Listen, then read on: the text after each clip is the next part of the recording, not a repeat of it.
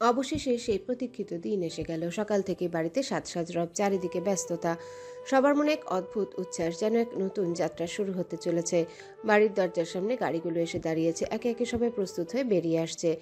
Luggage হাতে নিয়ে প্রথমে এগিয়ে এলো ঈশিতার, মুখে চওড়া হাসি। সে সবার আগে গাড়ির দরজা খুলে ভেতরে উঠে বসে। সবাই প্রস্তুত হয়ে যাওয়ার সময় হলে ঠিক করা হলো দুইটা গাড়ি করে রওনা দেবে তারা। এক গাড়িতে থাকবে 5 জন, আরেকটিতে 4 জন। ইচ্ছে একটু ধীর স্থির, চারিপাশে একবার তাকিয়ে নিয়ে ধীর পায়ে গাড়ির দিকে এগিয়ে যায়।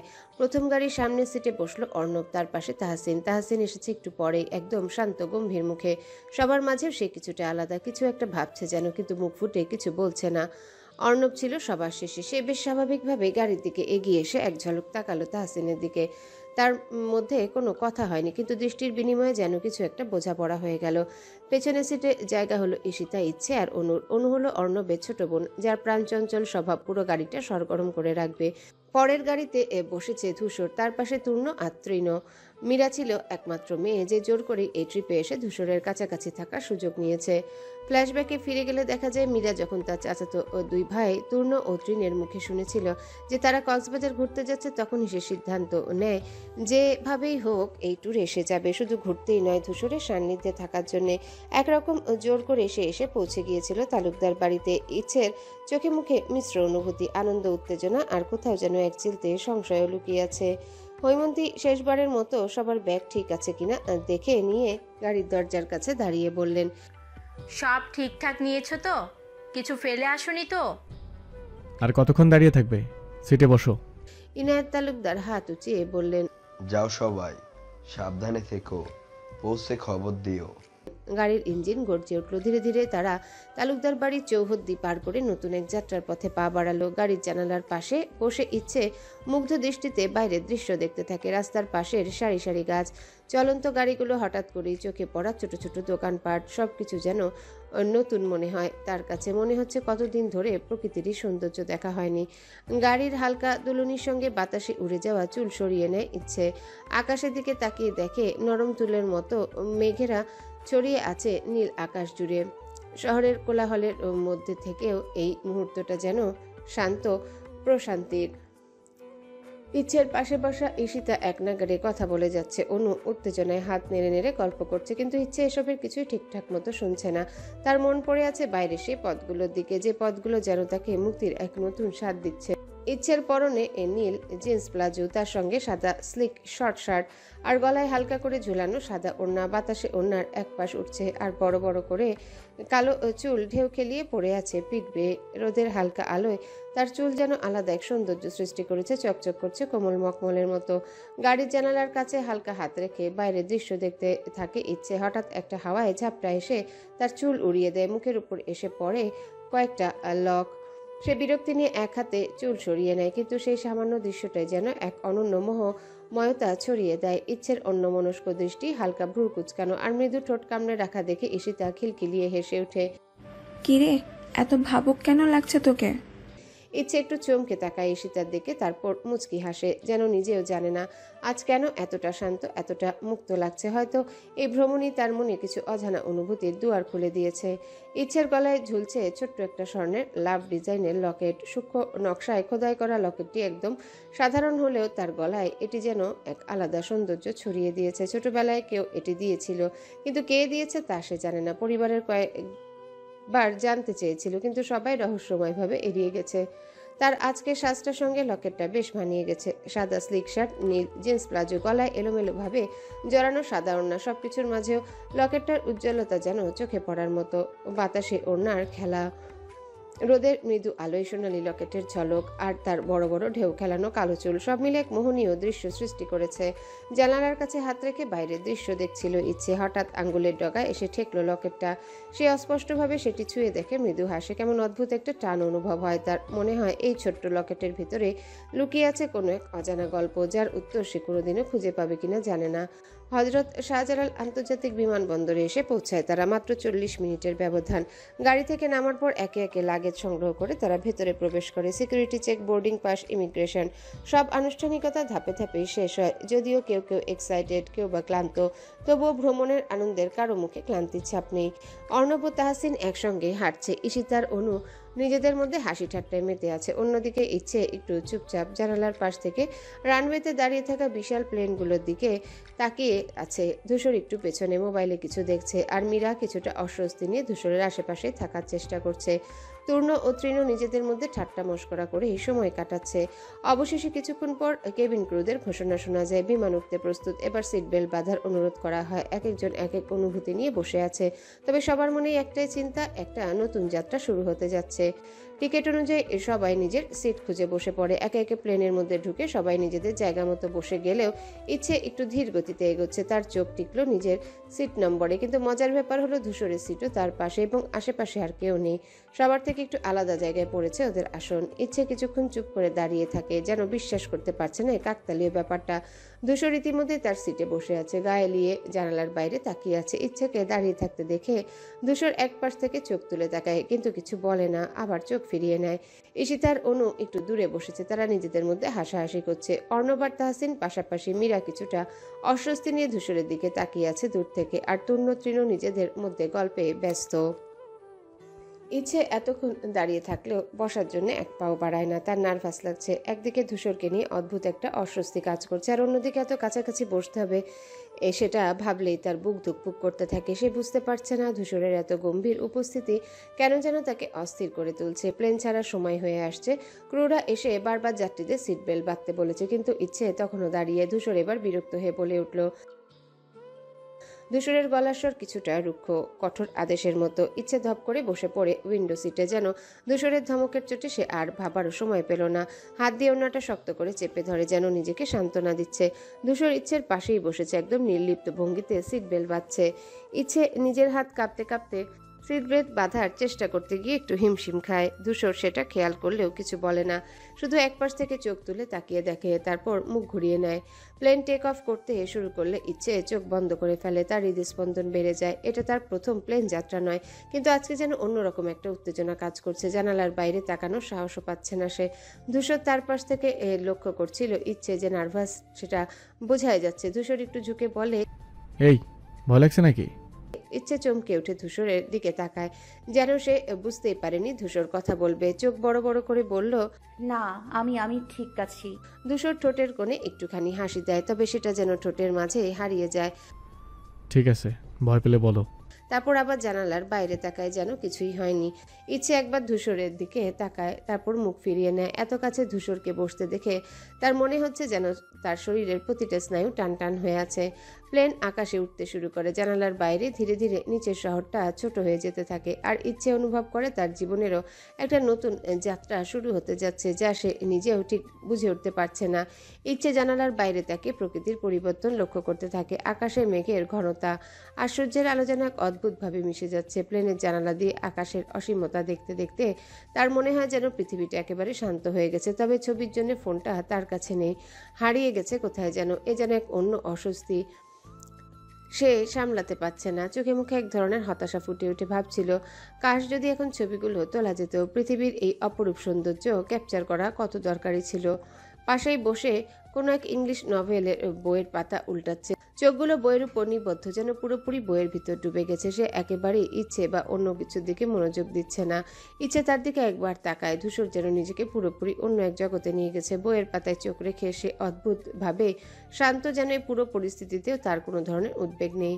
ইচ্ছে মনে মনে একটু বিরক্ত হয়। কেন যেন তার মনে হচ্ছে ধূসর এতটা অদৃশ্য হয়ে গেছে, অথচ কিছুক্ষণ আগে সিটের পাশে বসে সে যে পুরোপুরি অস্বস্তিতে ছিল, আজ এখন কেমন যেন এত নিঃশব্দ। ইচ্ছে একটু দৃষ্টি মেলে বইয়ের দিকে তাকায়, কিন্তু কিছুই বুঝতে পারে না। ইংলিশ ভাষা তার কাছে কঠিন, এবং বইটা তার জন্য যেন একেবারে অপরিচিত। এমন বই হয় পৃথিবীতে ভাবতেই শিউরে ওঠে, মুখ ফিরিয়ে নেয়, যেন ভূত দেখে ফেলেছে। পুরো যাত্রাপথে অনু এবং ঈশিতা গল্পে মত্ত একে অপরের সাথে হাসতে হাসতে সময় কাটাচ্ছে, কিন্তু তাদের আনন্দের মাঝে এক কোণে বসে আছে মীরা, যার চোখ বারবার ধূসরের দিকে চলে যাচ্ছে। যদিও ধূসরের সিটটা তাদের সিট থেকে অনেক দূরে, মীরা চোখ যেন বারবার তার দিকে আকর্ষিত হচ্ছে। মীরা অস্থিরভাবে তাকায়, কিন্তু কোনোভাবে ধূসরকে দেখতে পাচ্ছে না। তার মধ্যে এক অস্বস্তি, এক ধরনের আশঙ্কা জন্ম নিচ্ছে। যদিও সে কিছুটা বিভ্রান্ত, ঠিক কী কারণে ধূসর তাকে এতটা উদ্বেগগ্রস্ত করছে। অন্যদিকে তাহসিন আর অর্ণব একে অপরের পাশেই বসে। অর্ণব তাহসিনের এক হাত ধরে চুপচাপ শান্তভাবে তার পাশে বসে আছে, যেন তাহসিনকে একটু স্বাভাবিক করতে চায়। কণ্ঠে কোনো কথাই নেই, কিন্তু তার উপস্থিতি আর নীরবতা যেন তাহসিনের জন্য এক ধরনের শান্তি এনে দিচ্ছে। তাহসিন কিছুটা চিন্তিত, কিছুটা অস্থির, কিন্তু অর্ণবের স্নিগ্ধ এবং সহানুভূতির উপস্থিতি তাকে একটু শান্তি দেয়, যেন সে জানে তার পাশে কেউ আছে যে তাকে বুঝে। প্লেন টেক অফের 30 মিনিট না হতে ইচ্ছে ধীরে ধীরে চোখের পাতা ভারী হতে শুরু করে। প্লেনের সিটে বসে থাকার সময় তার ঘুম চলে আসার আর অবচেতনভাবে ধূসরের কাঁধের দিকে ঝুঁকে পড়ে। ধূসর এক পলক তাকিয়ে দেখে ইচ্ছে আর একটু ঝিমুতে ঝিমুতে তার কাঁধে হেলিয়ে পড়ে। ধূসর কিছুটা মুচকি হেসে আস্তে করে তার মাথা ভালোভাবে কাঁধে ঠেকিয়ে দেয়, যেন ইচ্ছে আরো আরাম পায়। প্লেনের ভিতরে হালকা আলো, শান্ত পরিবেশ আর ইচ্ছের ঘুমন্ত মুখ দেখে তার মনে এক অদ্ভুত প্রশান্তি আসে। প্রায় 1 ঘন্টা পর কক্সবাজার বিমানবন্দরে এসে পৌঁছায় তারা। বিমান থেকে বের হয়ে সবাই গাড়িতে উঠে হোটেল রুমের উদ্দেশ্যে রওনা দেয়। গাড়ির ভিতর সবাই কথা বলতে থাকে, হেসে খেলে নিজেদের মধ্যে আনন্দ ভাগাভাগি করছে, কিন্তু ইচ্ছে কিছুটা অস্থির। তার মধ্যে এক অদ্ভুত অনুভূতি কাজ করছে। ধূসরের পাশে বসে থাকাটা তাকে একটা অজানা অস্বস্তিতে ফেলেছে। কিছুক্ষণ আগের ঘটনায় যত সময় এগোচ্ছে ইচ্ছে অনুভব করছে তার চোখে কিছুটা ঘুম আসছে। যদিও সে যতই চেষ্টা করুক না কেন ঘুমকে আটকে রাখতে পারছে না। ধীরে ধীরে তার চোখের পাতা ভারী হয়ে আসে, মাথা হেলে পড়ে এবং তার শরীর স্বাভাবিকভাবেই ধূসরের কাঁধে ঢেকে যায়। ইচ্ছে অবলীলায় বুঝতে পারে না, কিন্তু তার সত্তা জানিয়ে দেয় যে সে আরেকটু ঘুমাতে চাইছে। তবে ধূসর যে পুরো সময়টা একরকম শান্ত ছিল, ইচ্ছের মাথাটা রাখতে দেয় তার কাঁধে। ধূসর ইচ্ছের অস্বস্তি বুঝতে পেরে তার শরীর একটু সামান্য পিছিয়ে নেয়, যাতে সে ঘুম থেকে জেগে গেলেও লজ্জা না পায়। কিন্তু একসময় ইচ্ছে ঘুম থেকে জেগে ওঠে। চোখ খুলে সে দেখে ধূসরের শান্তভাবে বসে আছে। ইচ্ছে নিজের শরীরের অবস্থান বুঝতে পারে, গলা শুকিয়ে আসে। ইচ্ছে তাড়াতাড়ি মাথা সরিয়ে নেয়, যেন কিছুই ঘটেনি। ইচ্ছের হৃৎপিণ্ড দ্রুত ঠকঠক করে কাঁপছে আর মুখটা লাল হয়ে ওঠে লজ্জায়। ইচ্ছে একবারও ধূসরের দিকে তাকাতে সাহস পায় না। সে কেবল নিজের দিকে তাকিয়ে থাকে, মনে মনে ভাবতে থাকে। আমি কেন এমনটা করলাম? ধূসর ইচ্ছের অস্বস্তি বুঝতে পেরে কিছু না বলে চুপচাপ বসে থাকে। তার চোখে কোনো চাপ নেই, কোনো রকম আক্ষেপও নেই। গাড়ির ভিতরে নীরবতা বিরাজ করে। ইচ্ছে নিজের অস্বস্তিতে আরও কিছুটা হারিয়ে যায়, তবে তার দিকে ধূসরের চোখের দৃষ্টি পড়ে না। একে অপরে চুপচাপ থাকা আর কিছু না বলার মধ্যে একটা অদ্ভুত বোঝাপড়া তৈরি হয়, যেন ধূসর জানে ইচ্ছে কিছুই বলতে চায় না। গাড়ি হোটেলের দিকে এগিয়ে চলে, কিন্তু ইচ্ছে আর ধূসর দুজনে একে অপরের পাশে বসে থাকলেও তাদের মধ্যে কোনো কথা নেই, শুধু তীব্র অনুভূতি। কিছু অব্যক্ত কথার একে অপরকে বোঝার চেষ্টা মাঝে রয়ে যায়। বিকেলে সূর্য যখন হেলে পড়ে, তখন কক্সবাজারের সমুদ্র যেন সোনালি আলোয় ঝলমল করতে থাকে। ঢেউয়ের লুকোচুরি খেলা, মৃদু বাতাসের স্নিগ্ধ ছোঁয়া আর আকাশ জুড়ে ছড়িয়ে পড়া কমলা গোলাপি আভা এক অন্যরকম মোহ তৈরি করে। সমুদ্রের ধারে বালুর উপর ছড়িয়ে থাকা পায়ের চিহ্ন, নরম বাতাসের স্পর্শ আর দূর থেকে ভেসে আসা ঝিনুকের খসখসে শব্দ, সবকিছু মিলে এক স্বপ্নময় পরিবেশ সৃষ্টি হয়। এক পাশে নারিকেল গাছের সারি, আরেক পাশে রাস্তা, ধীরে ধীরে হেঁটে চলা পর্যটকদের আনন্দ উচ্ছ্বাস, সব মিলিয়ে বিকেলটা এক অন্যরকম প্রশান্তির। প্রায় 3 ঘন্টা দীর্ঘ যাত্রা শেষে তারা অবশেষে রিসোর্টে পৌঁছায়। গাড়ি থেকে নামতেই চোখে পড়ে সুবিশাল এক প্রবেশদ্বার, যেখানে বড় বড় গাছপালা ছায়া দিয়ে রেখেছে পুরো চত্বর। রিসোর্টের চারিপাশে ঘেরা সবুজ বনানী, সামনে এক প্রশস্ত লন, আর একটু দূরে গেলেই সমুদ্রের গর্জন শোনা যায়। বাতাসে হালকা লবণের গন্ধ মিশে আছে, যা জানান দেয় সৈকত বেশি দূরে নয়। ধূসর গাড়ি থেকে নেমে রিসোর্টের ম্যানেজারের সঙ্গে কথা বলতে ব্যস্ত হয়ে পড়ে। এখানে সে বেশ পরিচিত, কারণ রিসোর্টের মালিক তার পরিচিত কেউ। এটাই মূল কারণ কেন তারা এই জায়গায় উঠছে। ম্যানেজার অত্যন্ত আন্তরিকভাবে তাদের স্বাগত জানায়, দ্রুত সবাইকে রুমে চাবি বুঝিয়ে দেয়। ঈশিতার অনু আগে রিসোর্টের সৌন্দর্যে মুগ্ধ হয়ে ঘুরে দেখতে ব্যস্ত। অন্যদিকে ইচ্ছে গাড়ি থেকে নেমে চারপাশটা একবার দেখে নেয়। সমুদ্রের হালকা গর্জন তার কানে আসছে, আর চোখের সামনে লতা গুল্মে ঢাকা ছিমছাম পরিবেশ যেন এক অদ্ভুত প্রশান্তি এনে দেয়। তবে ধূসরকে দেখে সে কিছুটা অস্বস্তি অনুভব করে, কারণ প্লেনে তার কাঁধে মাথা রাখার ঘটনাটা এখনও তার মাথায় ঘুরপাক খাচ্ছে। অর্ণব মাঝে মাঝে চোরাগোপ্তা দৃষ্টিতে তাহসিনের দিকে তাকিয়ে থাকে। সে বোঝার চেষ্টা করছে তাহসিন এখন কেমন অনুভব করছে। অন্যদিকে মীরা ধূসরের কাছাকাছি থাকার চেষ্টা করছে, কিন্তু ধূসর একদম নির্লিপ্তভাবে রিসোর্টের ম্যানেজারের সঙ্গে কথা বলে যাচ্ছে। রিসোর্টে রিসেপশনে চাবি বুঝিয়ে নিয়ে সবাইকে একে একে নিজেদের ঘরের দিকে রওনা দেয়। দীর্ঘ যাত্রার ক্লান্তি সবার চোখে মুখে স্পষ্ট, তবে মনটা খুশিতেই আছে। বিশেষ করে ঈশিতা আর অনু তো রীতিমতো উচ্ছ্বাসে ভাসছে। যাক, অবশেষে একটা সুন্দর জায়গায় এলাম। এত সুন্দর রিসর্ট, একদম গল্পের মতো। অনু চারিপাশে দেখে মুগ্ধ হয়ে বলে। তাহসিন হাসে, কিন্তু তার চোখে এক অজানা ভাবনার ছায়া। ঈশিতার ইচ্ছে তাদের নির্ধারিত ঘরে প্রবেশ করে। রুমটা বেশ বড়সড়, জানালার পাশেই একটা ছোট ব্যালকনি, যেখান থেকে সমুদ্র দেখা যায়। ইচ্ছে ব্যাগ নামিয়ে জানালার কাছে গিয়ে দাঁড়ালো। নীল আকাশ আর ঢেউয়ের গর্জন তার মনে এক অদ্ভুত প্রশান্তি এনে দেয়। ঈশিতা একপাশে বসে বলল, এইটা কি স্বপ্ন নাকি সত্যি? ভাবতে পারছি না যে আমরা এখানে। স্বপ্ন হলেও বেশ ভালো লাগছে, তাই না? অন্যদিকে ধূসর একাই নিজের ঘরে ঢুকে ব্যাগটা রেখে জানালার পর্দা সরিয়ে সমুদ্রের দিকে তাকায়। এখানকার পরিবেশ তার খুব চেনা। এই রিসোর্টের মালিকের সঙ্গে তার পূর্ব পরিচয় থাকায় এখানে আসতে কোনো সমস্যাই হয়নি, কিন্তু আজ কেন যেন সে অন্যরকম অনুভব করছে, যেন এই ট্রিপে কিছু বিশেষ অপেক্ষা করছে তার জন্যে। অর্ণব, তূর্ণ আর তৃণ তাদের ঘরে ঢুকেই নিজেদের মতো হাসাহাসিতে মেতে ওঠে। তূর্ণ বিছানায় শুয়ে বলল, ভাই, এই ট্রিপটা জমে যাবে বুঝলি। দেখা যাক। তবে তার মন পুরোপুরি অন্যদিকে, তাহসিনের দিকে। সে কি আদৌ স্বাভাবিক আছে? এই বিয়েটা কি সত্যি হতে যাচ্ছে? এসব ভাবতে ভাবতে সে একরকম আনমনা হয়ে পড়ে। অন্যদিকে মীরা একটু রাগী চেহারায় নিজের ঘরে প্রবেশ করে। সে একাই এক ঘরে থাকতে চেয়েছে, কারণ তার মন ভালো নেই। ধূসরের কাছাকাছি থাকতে এত কষ্ট করতে হচ্ছে, অথচ ধূসর যেন কিছুই টের পাচ্ছে না। সবাই নিজেদের মতো করে ব্যস্ত, কিন্তু অজান্তে এক অদৃশ্য টান তাদের একে অপরের দিকে নিয়ে যাচ্ছে। এই সমুদ্র তীরের রিসোর্ট শুধু একটা ট্রিপের সাক্ষী। ঈশিতা ফ্রেশ হয়ে আয়নার সামনে দাঁড়িয়ে চুল আঁচড়াতে থাকে। ভেজা চুলের ডগা থেকে পানি টিপ টিপ করে মেঝেতে পড়ছে। আয়নার সামনে দাঁড়িয়ে নিজের প্রতিচ্ছবির দিকে তাকিয়ে সে মৃদু হাসে। সমুদ্রের বাতাস যেন তার মুডটাই ফ্রেশ করে দিয়েছে। অন্যদিকে ইচ্ছে ফ্রেশ হতে বাথরুমে ঢুকে পড়ে। কোল্ড শাওয়ার ছেড়ে এক মুহূর্ত চোখ বন্ধ করতেই সারাদিনের ক্লান্তি কিছুটা হলেও দূর হয়। ঠান্ডা পানির ধারা গা বেয়ে নামতে থাকে, যেন সমস্ত অবসাদ ধুয়ে নিয়ে যাচ্ছে। বাইরে ঈশিতা ইচ্ছেকে তাড়া দিতে দিতে বলে, কিরে, এত সময় লাগছে কেন? ভেতর থেকে ইচ্ছে বলল, আসছি, তুই অপেক্ষা কর। ঈশিতা আয়নার সামনে চুল আঁচড়ে নিচ্ছিল, তখনই বাইরে থেকে তাহসিনের কণ্ঠ শোনা গেল।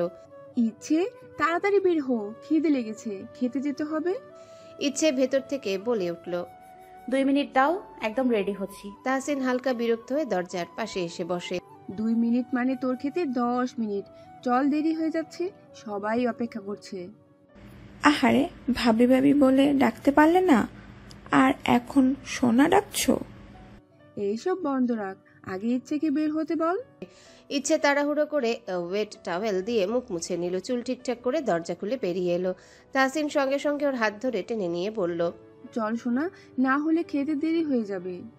ঈশিতা মুচকি হেসে বলল, বাহ, এতদিন পরে বুঝলাম ইচ্ছে আসলে কত বড় সোনা। ইচ্ছে লজ্জায় চোখ নামিয়ে নিয়ে বলল, তোমরা এত মজা করো কেন? তাহসিন আবারও বলে, চল এবার, না হলে ধূসর এসে যদি তুই তোকারি শুরু করে তাহলে আমরাও বাঁচবো না। এই কথা শুনে ইচ্ছে হালকা শিওরে উঠল। ধূসর কেমন যেন ওর সামনে সবসময় একটা অদ্ভুত অস্বস্তি কাজ করে। ডাইনিং এরিয়ায় সবাই জমিয়ে খেতে বসেছে। খাবারের গন্ধে পুরো রিসোর্টের পরিবেশটা যেন আরো প্রাণবন্ত হয়ে উঠেছে। অর্ণব আর তাহসিন নিজেদের মধ্যে কথা বলছে। ঈশিতা আর অনু গল্পে মগ্ন।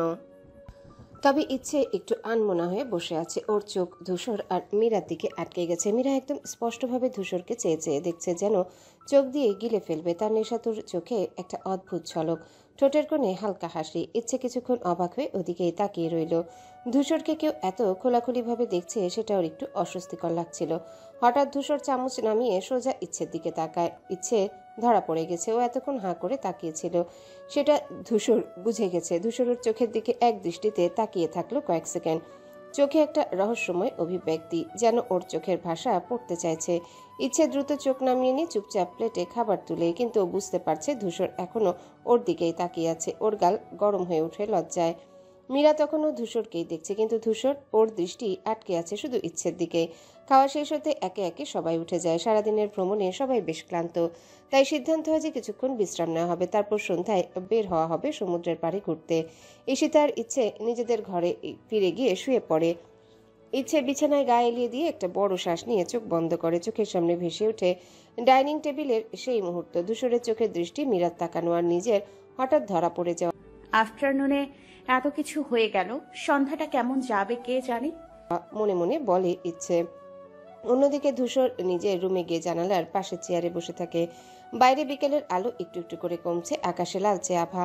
ওর মাথায় ঘুরছে ইচ্ছের লজ্জায় চোখ নামিয়ে নেওয়ার দৃশ্যটা। মীরার দৃষ্টি উপেক্ষা করা ওর জন্য সহজ, কিন্তু ইচ্ছের দৃষ্টি, সেটার অন্যরকম একটা টান আছে যা ধূসরকে ভাবাচ্ছে। আর মীরা ও শুয়ে আছে, কিন্তু ওর চোখে ঘুম নেই। ধূসরের প্রতি ওর আকর্ষণ যেন আরো বেড়ে যাচ্ছে। সময় ধীরে ধীরে গড়িয়ে যায়। কিছুক্ষণ বিশ্রামের পর সবাই প্রস্তুতি নিতে শুরু করে সন্ধ্যার সমুদ্র ভ্রমণের জন্য। হালকা ঠান্ডা হাওয়া বইতে শুরু করেছে। কক্সবাজারের বালুকা বেলায় আরেকটি নতুন মুহূর্তের অপেক্ষা। সন্ধ্যার পর সমুদ্র যেন আরো রহস্যময় আর মোহনীয় হয়ে ওঠে। দূর থেকে ভেসে আসা ঢেউয়ের গর্জন, বাতাসের শো শো শব্দ আর আকাশ জুড়ে ঝলমলে তারা, সবকিছু মিলিয়ে এক অদ্ভুত আবেশ ছড়িয়ে পড়ে চারিদিকে। চাঁদের আলো সোনালি আভা ছড়িয়ে দিচ্ছে সাগরের বুকে। ঢেউগুলো একের পর এক তীরের বালুকা বেলায় আছড়ে পড়ছে, যেন কোনো অজানা ভাষায় গল্প বলছে। গাঢ় নীল জলরাশি মাঝে মাঝে সাদা ফেনায় ভরে ওঠে, তারপর ধীরে ধীরে মিলিয়ে যায়।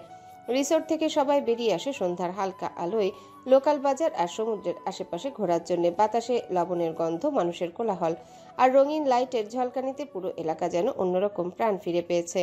ইচ্ছে ধীর পায়ে হাঁটছে, তার পরনে সাদা রঙের গাউন। হালকা বাতাসে গাউনের কাপড় উঠছে, যেন আসলেই কোনো মেঘপরি নেমে এসেছে। তার মাঝারি উচ্চতা, দীর্ঘ কালো চুলের ঢেউ আর গালের ছোট্ট তিল তাকে আরো অনন্য লাগাচ্ছে। হালকা লিপস্টিক আর চোখের নিচে সামান্য কাজল, কোনো ওর সাজই বাড়াবাড়ি নয়, তবুও সে যেন আলাদা একটা আলো ছড়িয়ে দিচ্ছে। ধূসর সহ বাকি সবাই এক মুহূর্তের জন্য স্তব্ধ হয়ে যায়, বিশেষ করে ধূসর, যে সাধারণত কারো সৌন্দর্যে সহজে মুগ্ধ হয় না, আজ যেন চোখ ফেরাতে পারছে না।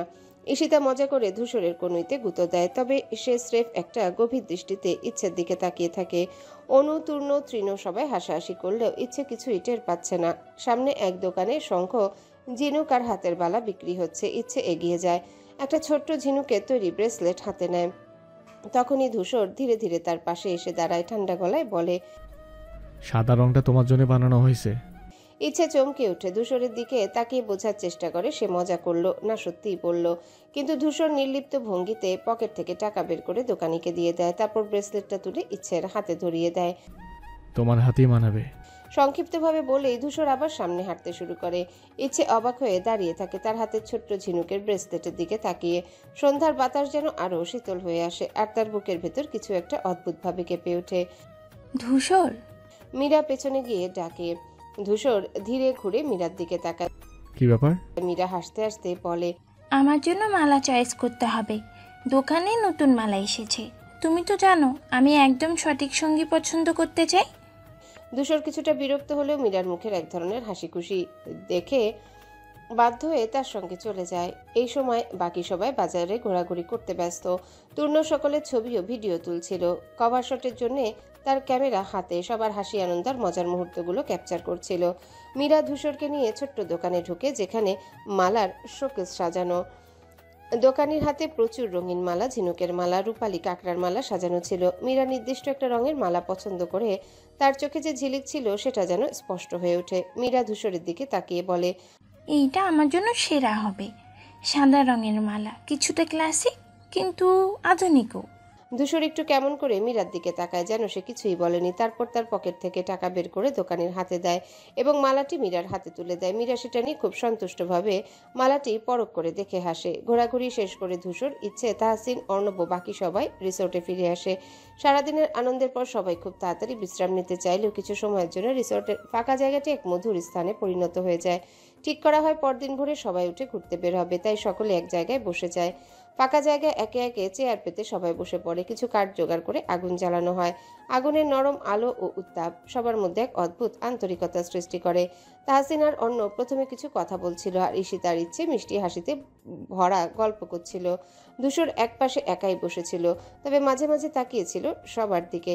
সমুদ্রের ধারে আগুনের শিখা যেন আরো উজ্জ্বল হচ্ছিল। বাতাস ঠান্ডা হয়ে আসে, আকাশের তারাগুলো গুনগুন করে উজ্জ্বল হয়ে ওঠে। সকলের মুখে এক ধরনের প্রশান্তি, যেন আজকের দিনটা সারা জীবন মনে থাকবে। ভরা রাতে স্নিগ্ধ বাতাসে আগুনের আশেপাশে একে অপরকে আরো কাছাকাছি পেয়ে তারা একে অপরের গল্প শুনছিল। ধূসর একসময় বলে ওঠে, এটা খুবই গুরুত্বপূর্ণ, তবে কালকে আমাদের খুব ব্যস্ত দিন হতে চলেছে। সবাইকে সকালে উঠতে হবে ঘুম থেকে, তাই মনে হয় সবাইকে একটু বিশ্রাম নেওয়া দরকার। ধূসরের কথা মতো সবাই একে একে তাদের ঘরে চলে যায়। তাহসিন ও অর্ণব নিজেদের ঘরে ফিরে গিয়ে নিজেদের চিন্তায় ডুব দেয়। একে অপরকে যতটা সময় দেওয়া যায় ততটা ভালো হবে, এই ভাবনা তাদের মাথায় ঘুরছিল। তূর্ণ ও তৃণও তাদের ঘরে ঢুকে গিয়ে কিছুক্ষণ পরে ঘুমিয়ে পড়ে। সবাই ঘুমিয়ে পড়ে, কিন্তু রাতের নীরবতায় সবার মধ্যে একটা অদ্ভুত শান্তি আনে। ভোরের ঠান্ডা বাতাস নিঃশব্দে বারান্দার কাচের দরজা ভেদ করে ঘরে প্রবেশ করে। সঙ্গে নিয়ে আসে সাগরের লবণ মিশ্রিত এক ধরনের স্নিগ্ধ শীতলতা। হালকা পর্দাগুলো বাতাসের দোলায় মৃদু উঠতে থাকে, যেন কোনো অদৃশ্য সুরে ধীরে ধীরে দুলছে। ইচ্ছে গুটিসুটি মেরে শুয়ে গভীর ঘুমে হঠাৎই শীতল বাতাসের স্পর্শে একটু নড়ে ওঠে। ঠান্ডা লাগায় চোখ বন্ধ রেখে গায়ের চাদরটা আরো ভালো করে জড়িয়ে নেয়, যেন উষ্ণতার একমাত্র আশ্রয় সেটাই। বাইরে থেকে আসা হালকা আলো তার মুখে মিশে এক অপার্থিব শোভা তৈরি করে। তবে ঘুমের গভীরতা এতটাই মায়াবী যে সে জাগতে চায় না। চোখের পাপড়ি কাঁপে একবার, তারপর আবারও গভীর স্বপ্নের দেশে হারিয়ে যায় ইচ্ছে। ফোনের টোন একটার পর একটা বেজে চলেছে। ঈশিতা অগোচরে ঘুমের ঘোরে একটু নড়ে, তারপর ধীরে ধীরে চোখ মেলে তাকায়। ফোনের স্ক্রিনে তাহসিনের নাম জলজল করছে। বুঝতে দেরি হয় না, তারা বের হবে এখনই। সূর্য ওঠা দেখবে একসঙ্গে। হঠাৎই ঘড়ির দিকে তাকিয়ে ঈশিতা একটু চমকে ওঠে। বাইরে ভোরের আবছা আলো স্পষ্ট হয়ে উঠছে। সময় হয়েছে উঠে পড়ার। ঈশিতা তাড়াতাড়ি ফোন রিসিভ করে শুধু বলে, আমারও উঠেছি, একটু অপেক্ষা কর। তারপর পাশ ফিরে পাশে গভীর ঘুমে মগ্ন ইচ্ছেকে দেখে একটু ঝাঁকুনি দেয়। ইচ্ছে, ওঠ, সূর্য ওঠা দেখতে যাব, তাড়াতাড়ি কর। ইচ্ছে প্রথমে কিছু না বুঝে চাদরের ভেতর মুখ গুজে আরেকটু গুটিয়ে নিতে চায়, কিন্তু ঈশিতা তাকে ছাড়ার পাত্র নয়। আরেকবার ডেকে ওঠে, শোন, দেরি করলে ওরা চলে যাবে, তাহলে কিন্তু তুই মিস করবি। ঘুম জড়ানো কণ্ঠে ইচ্ছে অস্পষ্টভাবে, আর একটু পরে গেলে হয় না? না, একদম না, এখন উঠে পড়। বলে ঈশিতা চাদর টেনে সরিয়ে দেয়। ঠান্ডা বাতাসের স্পর্শে ইচ্ছে এক ঝটকায় উঠে বসে মুখ গুজে হাত তালুতে। ঠিক আছে, উঠে গেলাম, তুই যা, ফ্রেশ হ। বলেই হালকা বিরক্তিতে ভ্রু কুচকে নেয় ইচ্ছে। ঈশিতা হাসে, তারপর কিছু না বলে টাওয়েল নিয়ে বাথরুমে ঢুকে পড়ে। ইচ্ছে তখনও কিছুক্ষণ বিছানায় বসে চুল এলোমেলো অবস্থায়। ঈশিতা হাসে, তারপর কিছু না বলে টাওয়েল নিয়ে বাথরুমে ঢুকে পড়ে। ইচ্ছে তখনও কিছুক্ষণ বিছানায় বসে চুল এলোমেলো অবস্থায়, চোখে মুখে এখনো ঘুমের ছাপ। জানালার পর্দার ফাঁক গলে আসা মৃদু আলোয় তার অবয়ব যেন স্বপ্নের মতো লাগছিল। একটু ধাতস্থ হয়ে ইচ্ছে ধীর পায়ে উঠে জানালার দিকে এগিয়ে যায়। বাইরে প্রকৃতির অপরূপ শোভা দেখে মনে হয় সত্যি আজকের সকালটা বিশেষ হতে যাচ্ছে। ইচ্ছে জানালার পর্দা দুহাতে মেলে দিয়ে দাঁড়িয়ে রইল, যেন চোখের সামনে পুরো প্রকৃতিটাই ধরা দেয়। সমুদ্রের নীল জলরাশি দূর থেকে এক অদ্ভুত মোহময় দৃশ্য সৃষ্টি করে। ঢেউয়ের একের পর এক আছড়ে পড়ার শব্দ, মৃদু বাতাসের শীতল পরশ, আর দূরে আলো ধীরে ধীরে জলরাশির উপর ছড়িয়ে পড়ছে। সব মিলিয়ে এক স্বপ্নময় সকাল। দুহাত গুটিয়ে জানালার ফ্রেমে ভর দিয়ে দাঁড়িয়ে রয় ইচ্ছে, যেন এই দৃশ্যটা মনের ভেতর আরো কিছুক্ষণ ধরে রাখতে চায়। ভোরের শীতলতা এখনো ঘরময় ছড়িয়ে আছে, কিন্তু বাইরের সূর্যের আলো গাঢ় হতে শুরু করেছে। সমুদ্রের ধারে নারিকেল গাছগুলো হালকা বাতাসে দুলছে, আর দূরে কিছু মানুষ ইতিমধ্যে বিচের রাস্তায় হাঁটতে শুরু করেছে। এই মনোমুগ্ধকর দৃশ্যের মাঝে ইচ্ছে এতটাই ডুবেছিল যে ঈশিতা কখন রেডি হয়ে তার পাশে এসে দাঁড়িয়েছে সে খেয়ালই করেনি। ঈশিতা এক ঝটকায় ইচ্ছের কাঁধে আলতো চাপ দিয়ে বলে, তুই কি সারা সকাল এখানে দাঁড়িয়ে থাকবি নাকি তৈরি হবি? ইচ্ছে চমকে উঠে ঈশিতার দিকে তাকায়, তারপর ধীরে ধীরে বলে, এই সকালটা এত সুন্দর, মনে হয় না কোথাও যাওয়ার দরকার আছে, এখানেই দাঁড়িয়ে থাকি, কেমন? ঈশিতা হাসলো, তারপর আয়নার সামনে দাঁড়িয়ে নিজের শেষ মুহূর্তের প্রস্তুতি সারতে লাগে। চুল ঠিক করা, কানের দুল পরা, হালকা পারফিউম দেওয়া, সবকিছু করে সে একদম রেডি হয়ে নিল। তারপর দরজার কাছে গিয়ে এক মুহূর্ত দাঁড়িয়ে ইচ্ছের দিকে ফিরে, আমি তাহসিনাপুর ঘরে যাচ্ছি, ওরা নিশ্চয় তৈরি হয়ে গেছে, তুইও ফ্রেশ হয়ে আয় বাবু, প্লিজ দেরি করিস না। এই বলে ঈশিতা দরজা খুলে বাইরে বেরিয়ে পড়ে, আর ইচ্ছে জানালার বাইরে তাকিয়ে রইল কিছুক্ষণ। মনে হলো সমুদ্রের ঢেউগুলো যেন তাকে ডাকছে। মীরা পুরোপুরি ওয়েস্টার্ন পোশাক এসেছে, একদম গ্ল্যামারাস লুকে দাঁড়িয়ে আছে। তার গাঢ় লাল রঙের টপ আর ফিটিং জিন্স তাকে আরো আকর্ষণীয় করে তুলেছে, তবে তার চোখে সেই চিরচেনা অহংকারের ঝলক স্পষ্ট। আয়নার সামনে দাঁড়িয়ে চুল ঠিক করছে, আর পাশে বসে অনু হাসি ঠাট্টায় ব্যস্ত। এমন সময় হুট করে দরজা খুলে ঈশিতা ভেতরে ঢুকে। তার পরনে সফট পিচ রঙের ফ্লোরাল ড্রেস, চুল খোলা আর একপাশে স্লিং ব্যাগ। মেকআপ খুব হালকা, কিন্তু তার স্বাভাবিক সৌন্দর্য যেন আরো বেশি উজ্জ্বল হয়ে উঠছে। ঘরে ঢুকতে মীরার চোখে এক ঝলক অসন্তুষ্টি খেলে যায়, যদিও সে সেটা লুকিয়ে রেখে অনুর সঙ্গে গল্প চালিয়ে যায়। ঈশিতাকে দেখে তাহসিন ধপ করে উঠে দাঁড়ায়, যেন তার অপেক্ষাতেই ছিল। তাহসিনের চোখে এক অন্যরকম প্রশংসার ছাপ, কিন্তু মুখে কিছু না বলে সে একটু দূরে গিয়ে দাঁড়ায়, যেন ওদের বের হওয়ার তাড়া দিচ্ছে। চলো সবাই লোনে যাই। তাহসিন এক পর্যায়ে একে একে সবাই উঠে দাঁড়ালো। মীরা একটা হাত কোমরে দিয়ে আয়নায় নিজেকে শেষবারের মতো দেখে নিল, তারপর মোবাইল হাতে নিয়ে অনুর সঙ্গে গল্প করতে করতে বেরিয়ে গেল। ঈশিতা একটু ইতস্তত করে তাহসিনের পাশে এসে দাঁড়ায়। এরই মধ্যে লনের দিক থেকে ছেলেদের কণ্ঠ ভেসে আসে। ওরা আগেই বেরিয়ে গেছে, এখন অপেক্ষা করছে বাকিদের জন্য। একে একে সবাই বেরিয়ে গেলে ঈশিতা একটু অপ্রস্তুতভাবেই বলে ওঠে, তাহসিন আপু, ইচ্ছে তো এখনো রেডি হয়নি, ওকে ছাড়া কিভাবে যাব? তাহসিন ঈশিতার দিকে তাকিয়ে কিছু বলতে যাবে, ঠিক তখনই মীরা যেন মোক্ষম সুযোগটা কাজে লাগিয়ে দ্রুত বলে ওঠে, তোমরা বাইরে যাও, আমি ডেকে আনছি ইচ্ছেকে। ঈশিতা একটু দ্বিধায় পড়ে গেল। ইচ্ছেকে ছেড়ে যেতে চাইছিল না, কিন্তু মীরার আত্মবিশ্বাসী কণ্ঠে আর তাহসিনের চুপচাপ থাকায় কিছু বলতে পারল না। অনুও মীরার কথায় সায় দিল। হ্যাঁ, আমরাও একটু বেরিয়ে আসি, ইচ্ছে তো আসবেই। তাহসিন ঈশিতার কাঁধে হাত রাখলো। ঠিক আছে চলো, মীরা ওকে নিয়ে আসবে। ঈশিতা একটু অনিচ্ছা সত্ত্বেও বেরিয়ে যায় বাকিদের সঙ্গে। মীরা একটা কৌশলী হাসি দেয়, তারপর ধীর পায়ে ইচ্ছের রুমের দিকে এগিয়ে যায়। মীরার চোখে এক ধরনের পরিকল্পনার ঝলক ছিল, যেন সে কিছু একটা করতে যাচ্ছে। কিছুক্ষণ সবাই লনের পাশে দাঁড়িয়ে অপেক্ষা করে। হালকা শীতল বাতাস বইছে, সমুদ্রের ঢেউয়ের শব্দ যেন স্পষ্ট শোনা যাচ্ছে। ঈশিতা বারবার পেছনে ফিরে তাকাচ্ছে, কিন্তু ইচ্ছে আসছে না। এতক্ষণ ধরে কি করছিস ও? ঈশিতা উদ্বিগ্ন স্বরে বলে। তাহসিন একটা দীর্ঘশ্বাস ফেলল। আর অপেক্ষা করা যাবে না, সূর্য উঠতে আর বেশি দেরি নেই। দেখো আকাশের রঙও বদলে যাচ্ছে, পুরো লালিমা ছড়িয়ে পড়েছে। চারিপাশে অন্ধকার ফিকে হয়ে আসছে। পূর্ব দিগন্ত লাল আভা ছড়িয়ে দিয়েছে। সূর্য উঠতে আর বেশি দেরি নেই। ঈশিতা কিছুটা অস্থির হয়ে বারবার ঘড়ির দিকে তাকাচ্ছে। তাহসিন পাশে দাঁড়িয়ে তার কাঁধে হাত রাখলো। আর কতক্ষণ অপেক্ষা করব, সূর্য তো উঠেই যাবে। মীরা এক পাশে দাঁড়িয়ে থেকে মুখ বাঁকিয়ে বলে উঠল, আমি তো বারবার ডেকে এলাম, কিন্তু ইচ্ছে কেন এত দেরি করছে জানি না। তার ইচ্ছে হলে আসবে, আমাদের তো দেরি করা ঠিক হবে না। চলো এগিয়ে যাই। অর্ণব মীরার কথার সঙ্গে সায় দিল। হ্যাঁ, সূর্য ওঠার দৃশ্য মিস করা যাবে না। ঈশিতা একটু ইতস্তত করলো। কিন্তু ইচ্ছেকে ছাড়া কেমন যেন লাগছে। ঠিক তখনই ধূসর ঠান্ডা গলায় বলে উঠল। তোমরা যাও, আমি ইচ্ছাকে ডেকে নিয়ে আসছি। ধূসরী গভীর কণ্ঠে একরকম স্থিরতা ছিল, যেন সে যা বলছে সেটাই হবে। বাকিরা তর্ক করলো না, একে একে সবাই সমুদ্রের দিকে এগিয়ে গেল। ধূসর এক মুহূর্ত অপেক্ষা করলো, তারপর ধীর পায়ে ইচ্ছের রুমের দিকে এগিয়ে গেল। ধূসর ইচ্ছের রুমের দরজায় কড়া নাড়তে বুঝতে পারলো দরজা বাহির থেকে লক করা।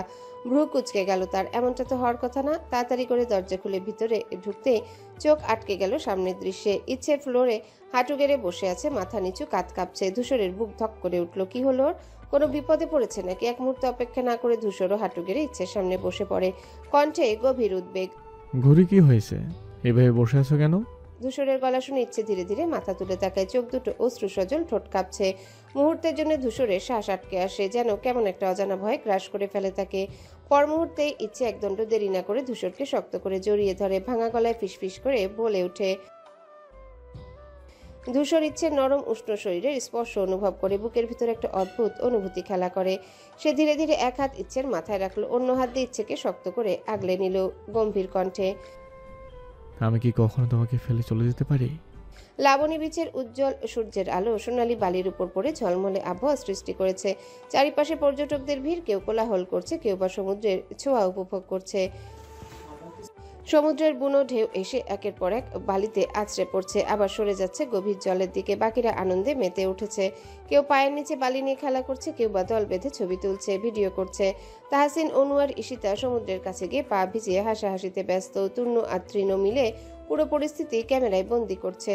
আর এক কোণে চুপচাপ বসে আছে ইচ্ছে। সাদা গাউনে আঁচল বাতাসে উঠছে, লম্বা চুল এলোমেলো হয়ে কপালে এসে পড়ছে, কিন্তু সে কিছুই করছে না, শুধু অপলক দৃষ্টিতে ঢেউয়ের খেলা দেখছে। কেমন যেন এক অজানা ভাবনায় ডুবে গেছে সে। তার চোখের সামনে দিয়ে যেন শৈশবের কিছু পুরনো স্মৃতি ভেসে আসে, যেন কোথাও হারিয়ে যাচ্ছে মন। ধূসর দূর থেকে তাকিয়েছিল ইচ্ছের দিকে। ধূসর লক্ষ্য করে ইচ্ছের মুখের অভিব্যক্তি আগের মতো উজ্জ্বল নেই। ধূসর ধীরে ধীরে ইচ্ছের দিকে এগিয়ে আসে। একটা ছায়া ইচ্ছের সামনে এসে পড়তে ইচ্ছে চমকে তাকায়। ধূসর কিছু না বলেই পাশে বসে পড়ে, সমুদ্রের দিকে তাকিয়ে বলে, চলো না, সবাই মিলে ছবি তুলবো। ইচ্ছে এক মুহূর্ত চুপ করে রইল, তারপর ধীরে মাথা নাড়িয়ে উঠে দাঁড়ায়। ধূসর মৃদু হেসে তার হাতটা ধরে সামনের দিকে এগিয়ে চলে, যেখানে সবাই অপেক্ষা করছে। কিছুক্ষণ ঘোরাঘুরি করে তারা সিদ্ধান্ত নেয় যে সকালের ব্রেকফাস্ট হবে সমুদ্রের টাটকা মাছ দিয়ে। তাই সবাই মিলে কাছের একটা রেস্টুরেন্টে যায়। রেস্টুরেন্টটি সমুদ্রের ঠিক পাশেই। বাতাসে লবণের গন্ধ ভাসছে আর ঢেউয়ের শব্দ যেন এক প্রশান্তির সুর বেঁধে দিয়েছে। রেস্টুরেন্টে বসে সবাই মেনু দেখছে। তাহসিন আর অন্য ফ্রেশ গ্রিলড ফিশের কথা বলতেই তূর্ণ উচ্ছ্বসিত হয়ে ওঠে। ভাই আসল মজা তো সামুদ্রিক মাছের ভাজা আর ঝাল দিয়ে। তৃণও তাতে সায় দেয়। ইচ্ছে অবশ্য চুপচাপ বসে আছে, মেনুর দিকে তাকিয়ে। ধূসর এক নজরে বুঝে ফেলে সে কি ভাবছে। হালকা হেসে বলে, গৌরী তুমি কি খাবে, নাকি আমি অর্ডার করে দিই? ইচ্ছে একটু লজ্জা পেয়ে বলে। একটু পরেই খাবার চলে আসে। সামুদ্রিক মাছের ঝালকারি, কাঁকড়ার ফ্রাই, সাথে নরম গরম পরোটা আর ডাল। সকলে মিলে জমিয়ে খেতে শুরু করে। খাবারের স্বাদ এতটাই অসাধারণ যে সবাই খাওয়ার মাঝে একে অপরের প্রশংসা করতে থাকে। খাওয়া শেষে সবাই কিছুক্ষণ বিশ্রাম নেয়। তারপর মীরাই প্রথম বলে ওঠে, আজকে কিন্তু গোসল না করলে চলবে না। তাহসিন সাথে সাথে বলে, সেটা তো ঠিক, এসেছি যখন তখন পুরো মজাই নিতে হবে।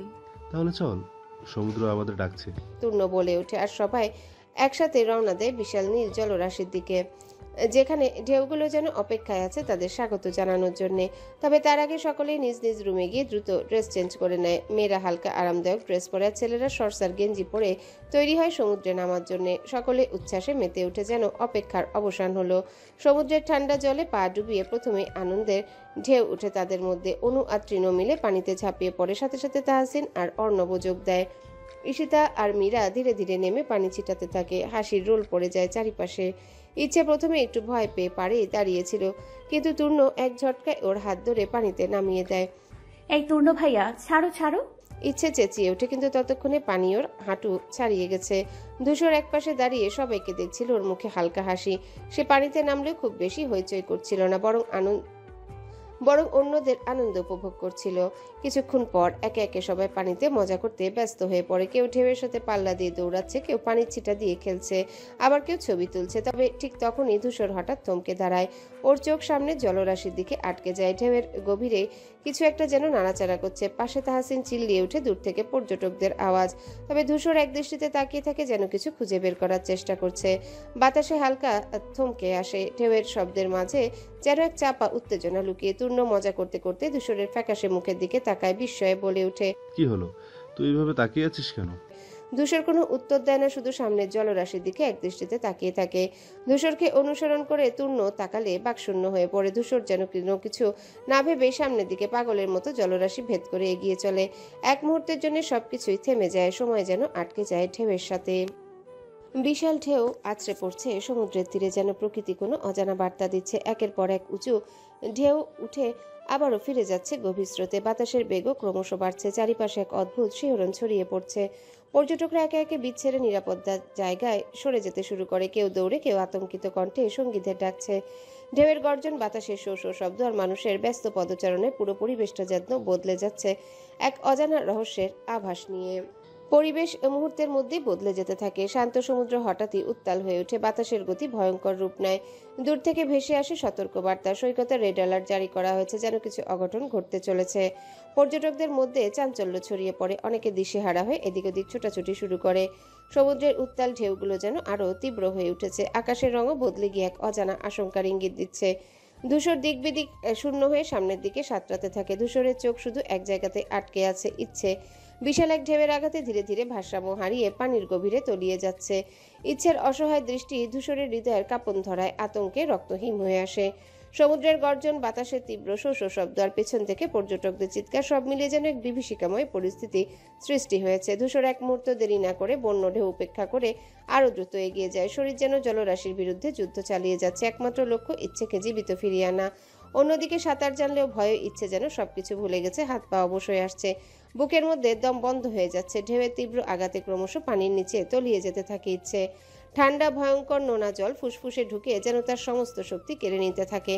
তবে আধো আধো চোখে সামনে তাকাতেই দেখতে পায় ধূসর। তীব্র স্রোতের বিপরীতে ধূসর উন্মাদের মতো সাঁতরে আসছে তার দিকে, যেন প্রাণপণে সময়ের সঙ্গে লড়াই করছে। ইচ্ছের নিস্তেজ হয়ে আসা শরীরে একটুখানি আশার আলো জ্বলে ওঠে। বাঁচার তীব্র ইচ্ছা যেন আবার জেগে ওঠে ভিতরে। ইচ্ছে আবার হাত পা চালাতে শুরু করে, যদিও দুর্বল শরীর আর স্রোতের ধাক্কা তাকে পিছনের দিকে টেনে নিচ্ছে। তবে এবার ইচ্ছের মন জানে ধূসর আসছে, যেন সে জানে ধূসর তাকে ফেলে যাবে না। তাহসিনের কণ্ঠে ভয় আর আতঙ্ক মিশে যায় সমুদ্রের গর্জনের সঙ্গে। মুহূর্তের মধ্যেই ভারসাম্য হারিয়ে ফেলে, পা টলমল করে ওঠে। তাহসিন! অর্ণব চিৎকার করে ছুটে আসে, শক্ত করে আগলে ধরে তাকে, যেন আরেকজন পানিতে পড়ে না যায়। এদিকে পরিস্থিতি আরো জটিল হয়ে উঠছে। বিশাল ঢেউ একের পর এক আছড়ে পড়ছে চোখের সামনে। ইচ্ছেকে নিয়ে স্রোত ও গভীর সমুদ্রের দিকে টেনে নিচ্ছে। ট্রিনা আর দেরি না করে হাতে থাকা লাইফ জ্যাকেট নিয়ে পানিতে ঝাঁপ দেয়। ঠান্ডা নোনা জল গায়ে লাগতে তার শ্বাস কেটে যায়, কিন্তু সে থামে না। শক্ত হাতে লাইফ জ্যাকেট চেপে ধরে ধূসর আর ইচ্ছের দিকে এগিয়ে যায়। প্রাণপণে চেষ্টা করছে তাদের কাছে পৌঁছানোর। চারিদিকে শুধু চিৎকার, আতঙ্ক আর বাঁচার আকুতি। ঢেউয়ের বিপরীতে সাঁতরাতে সাঁতরাতে ধূসরের পুরো শরীর যেন অবশ হয়ে আসে, কিন্তু ধূসর থামে না। প্রতিটি হাত পায়ের আঘাতে শরীরে অসহ্য ব্যথা টের পেলেও মাথার ভিতর একটাই চিন্তা, ইচ্ছেকে বাঁচাতেই হবে। একটু আর একটু। ধূসরের দৃষ্টি এক মুহূর্তের জন্য ঝাপসা হয়ে আসে, কিন্তু পরক্ষণে আবারও ফোকাস করে। সামনেই ইচ্ছে প্রায় তলিয়ে যাচ্ছে, শুধু লম্বা চুলের অংশটুকু পানির উপর ভেসে আছে। দোল খাচ্ছে উত্তাল নোনতা স্রোতে। ধূসর মরিয়া হয়ে শেষে শক্তি দিয়ে সামনে হাত বাড়ায়। ইচ্ছের হাত কিংবা চুল কিছু একটা ধরতে পারলেই হয়, কিন্তু ঢেউ এতটাই প্রচণ্ড যে একবার হাত বাড়িয়ে ধরলেও পরের ঢেউ আবার দূরে ছিটকে দেয়। পেছন থেকে তৃণের কণ্ঠ ভেসে আসে, ধূসর ধরে ফেলেছিস। কিন্তু ধূসর শুনতে পায় না। তার সমস্ত ইন্দ্রিয় এখন শুধু একটাই লক্ষ্য ধরে রেখেছে, ইচ্ছে যেন তার হাত থেকে ফসকে না যায়। পানির গভীরে নোনতা অন্ধকার, শুধু আবছা আলোয় ইচ্ছের মুখটা দেখা যায়। ঠোঁটের কোণে এক অস্পষ্ট হাসি, যেন সবকিছু ছেড়ে দেওয়ার আগে শেষবারের মতো কিছু বলতে চায়। ইচ্ছে ধূসর গর্জে ওঠে, কিন্তু শব্দ জলকণার মতো হারিয়ে যায় এক গভীরতার অতলে। ইচ্ছে ধীরে ধীরে তলিয়ে যেতে থাকে, শরীর নিস্তেজ হয়ে আসছে, শ্বাস নেওয়ার শক্তিটুকু যেন হারিয়ে ফেলেছে। ধূসর এক ঝটকায় তাকে নিজের কাছে টেনে নেয়, শক্ত করে বুকের কাছে আটকে রাখে, যেন নিজের অস্তিত্ব দিয়ে ইচ্ছেকে জীবিত রাখতে চায়। তীব্র শক্তি দিয়ে এক হাতে ইচ্ছেকে আঁকড়ে ধরে আরেক হাতে সাঁতরাতে শুরু করে উপরের দিকে। চারিপাশে শুধু অন্ধকার, অথচ ধূসরের চোখের সামনে বারবার ভেসে উঠছে ইচ্ছের মুখ। যে তুই হারিয়ে যেতে পারবি না, আমি তোকে হারাতে পারবো না। বুক ফাটানো এই চিৎকার যেন সমুদ্রকেও কাঁপিয়ে তোলে। কয়েক সেকেন্ড পরেই দুজনে পানির উপর ভেসে ওঠে। ধূসর হাঁপাচ্ছে, কিন্তু তার শক্ত হাত ইচ্ছেকে এখনো ছাড়েনি। পানির শব্দ শুধু কানে বাজতে থাকে। ধূসর আর এক মুহূর্ত দেরি করে না, ইচ্ছের শীতল হাত শক্ত করে ধরে রাখে, যেন একবার হাত ছাড়া হলে আবারও হারিয়ে ফেলবে। পানির গভীরে কেমন যেন এক অদ্ভুত নীরবতা, শুধু দুই জোড়া চোখের ভাষা বোঝার চেষ্টা করছে একে অপরকে। ধূসর প্রবল শক্তিতে ইচ্ছেকে বুকের সাথে আটকে রেখেছে। চারিপাশে বিশাল ঢেউ আছড়ে পড়ছে, কিন্তু এই মুহূর্তে তার কাছে সেগুলোর কোনো অস্তিত্ব নেই। একমাত্র অনুভূতি হলো ইচ্ছে তার বুকের সাথে লেপ্টে আছে, নিঃশ্বাস কিন্তু জীবিত। ধরেছি তোকে। ধূসর ফিসফিস করে যেন নিজেকে আশ্বস্ত করছে। এদিকে তৃণ দ্রুত লাইফ জ্যাকেট ছুড়ে দেয় তাদের দিকে। ধূসর এক হাতে সেটা ধরে, আরেক হাতে ইচ্ছেকে কোনোভাবে লাইফ জ্যাকেট পরিয়ে দেয়। ধূসর ইচ্ছে ঠিক আছে? দূর থেকে তৃণ আবারও চিৎকার করে জানতে চায়। ধূসর ক্লান্ত কণ্ঠে জবাব দেয়, বেশি আছে। তাহসিন তখনও জ্ঞান ফিরে পায়নি। অর্ণব তাকে শক্ত করে ধরে রেখেছে। বিচে দাঁড়িয়ে থাকা সবাই আতঙ্কিত চোখে তাকিয়ে আছে। বিশাল ঢেউয়ের গর্জন, বাতাসের শো শো শব্দের মাঝেও একটা স্বস্তির নিঃশ্বাস ফেলল তৃণ। এখন শুধু বাকি রয়ে গেছে তীরে ফেরা, কিন্তু সমুদ্র কি এত সহজে তাদের ছেড়ে দিবে? দুপুরের কর্কশ রোদ রিসোর্টের জানালা দিয়ে ঘরে প্রবেশ করছে। উজ্জ্বল আলো ফিকে হয়ে আসছে ভারী পর্দার আড়ালে। নিস্তব্ধ ঘরটায় শুধু টুপটুপ করে স্যালাইনের ফোঁটা পড়ার শব্দ শোনা যাচ্ছে। ইচ্ছে গভীর ঘুমে আচ্ছন্ন, শুকনো ঠোঁট আর ফ্যাকাশে মুখে ক্লান্তির ছাপ স্পষ্ট। তার ডান হাতে স্যালাইনের ক্যানোলা লাগানো, চিকন শিরার উপর টেপ দিয়ে আটকানো রয়েছে। ঘরের একপাশে ঈশিতা বসে আছে, চোখে মুখে উদ্বেগের ছাপ। অন্যদিকে তাহসিন চুপচাপ বসে আছে, চোখে এক ধরনের অদ্ভুত অনুভূতি, কিছুটা ভয়, কিছুটা অপরাধবোধ। ও কখন জাগবে? ঈশিতা ধীরে ধীরে বলে উঠে, যেন নীরবতা ভাঙতে ভয় পাচ্ছে। তাহসিন কোনো উত্তর দেয় না, শুধু গভীরভাবে ইচ্ছে শান্তর মুখের দিকে তাকিয়ে থাকে। বাইরে সমুদ্রের ঢেউয়ের মৃদু গর্জন শোনা যাচ্ছে, কিন্তু এই ঘরের ভিতর যেন সময় থমকে আছে। বিকেলের আলো ফিকে হয়ে সন্ধ্যার আবছা অন্ধকার ঘরে জানালা বেয়ে প্রবেশ করছে।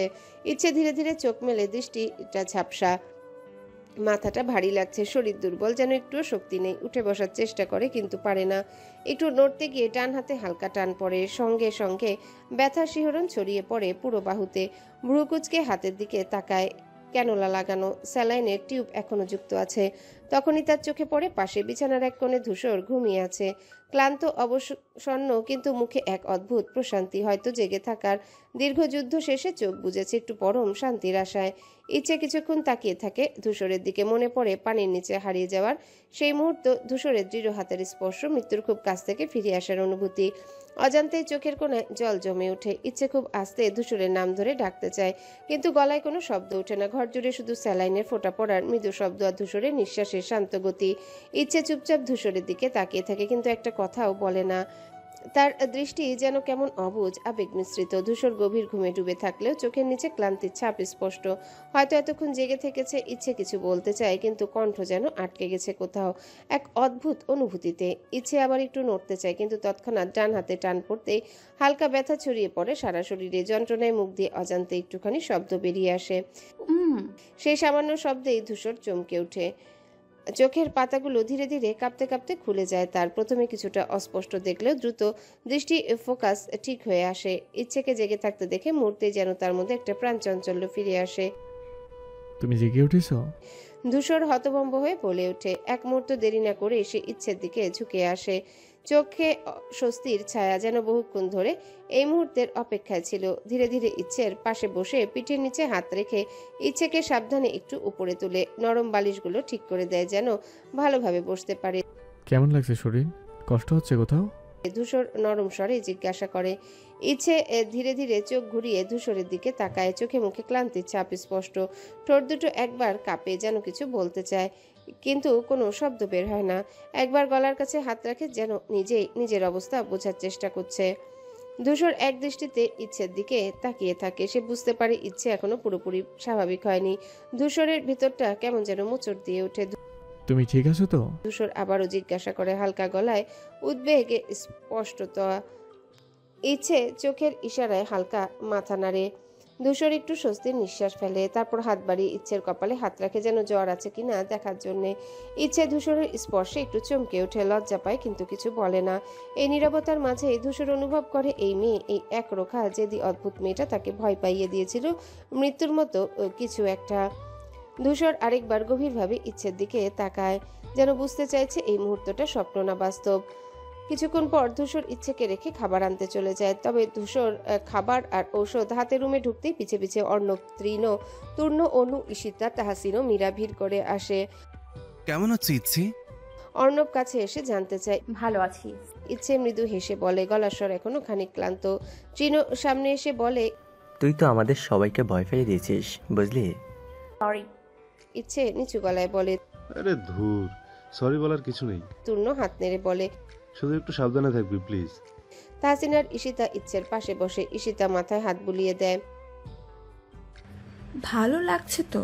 ঘুরতে এসে কি হয়ে গেল বলো তখন? যদি আমি তোকে না নিয়ে যেতাম তাহলে কিছু হতো না এসব।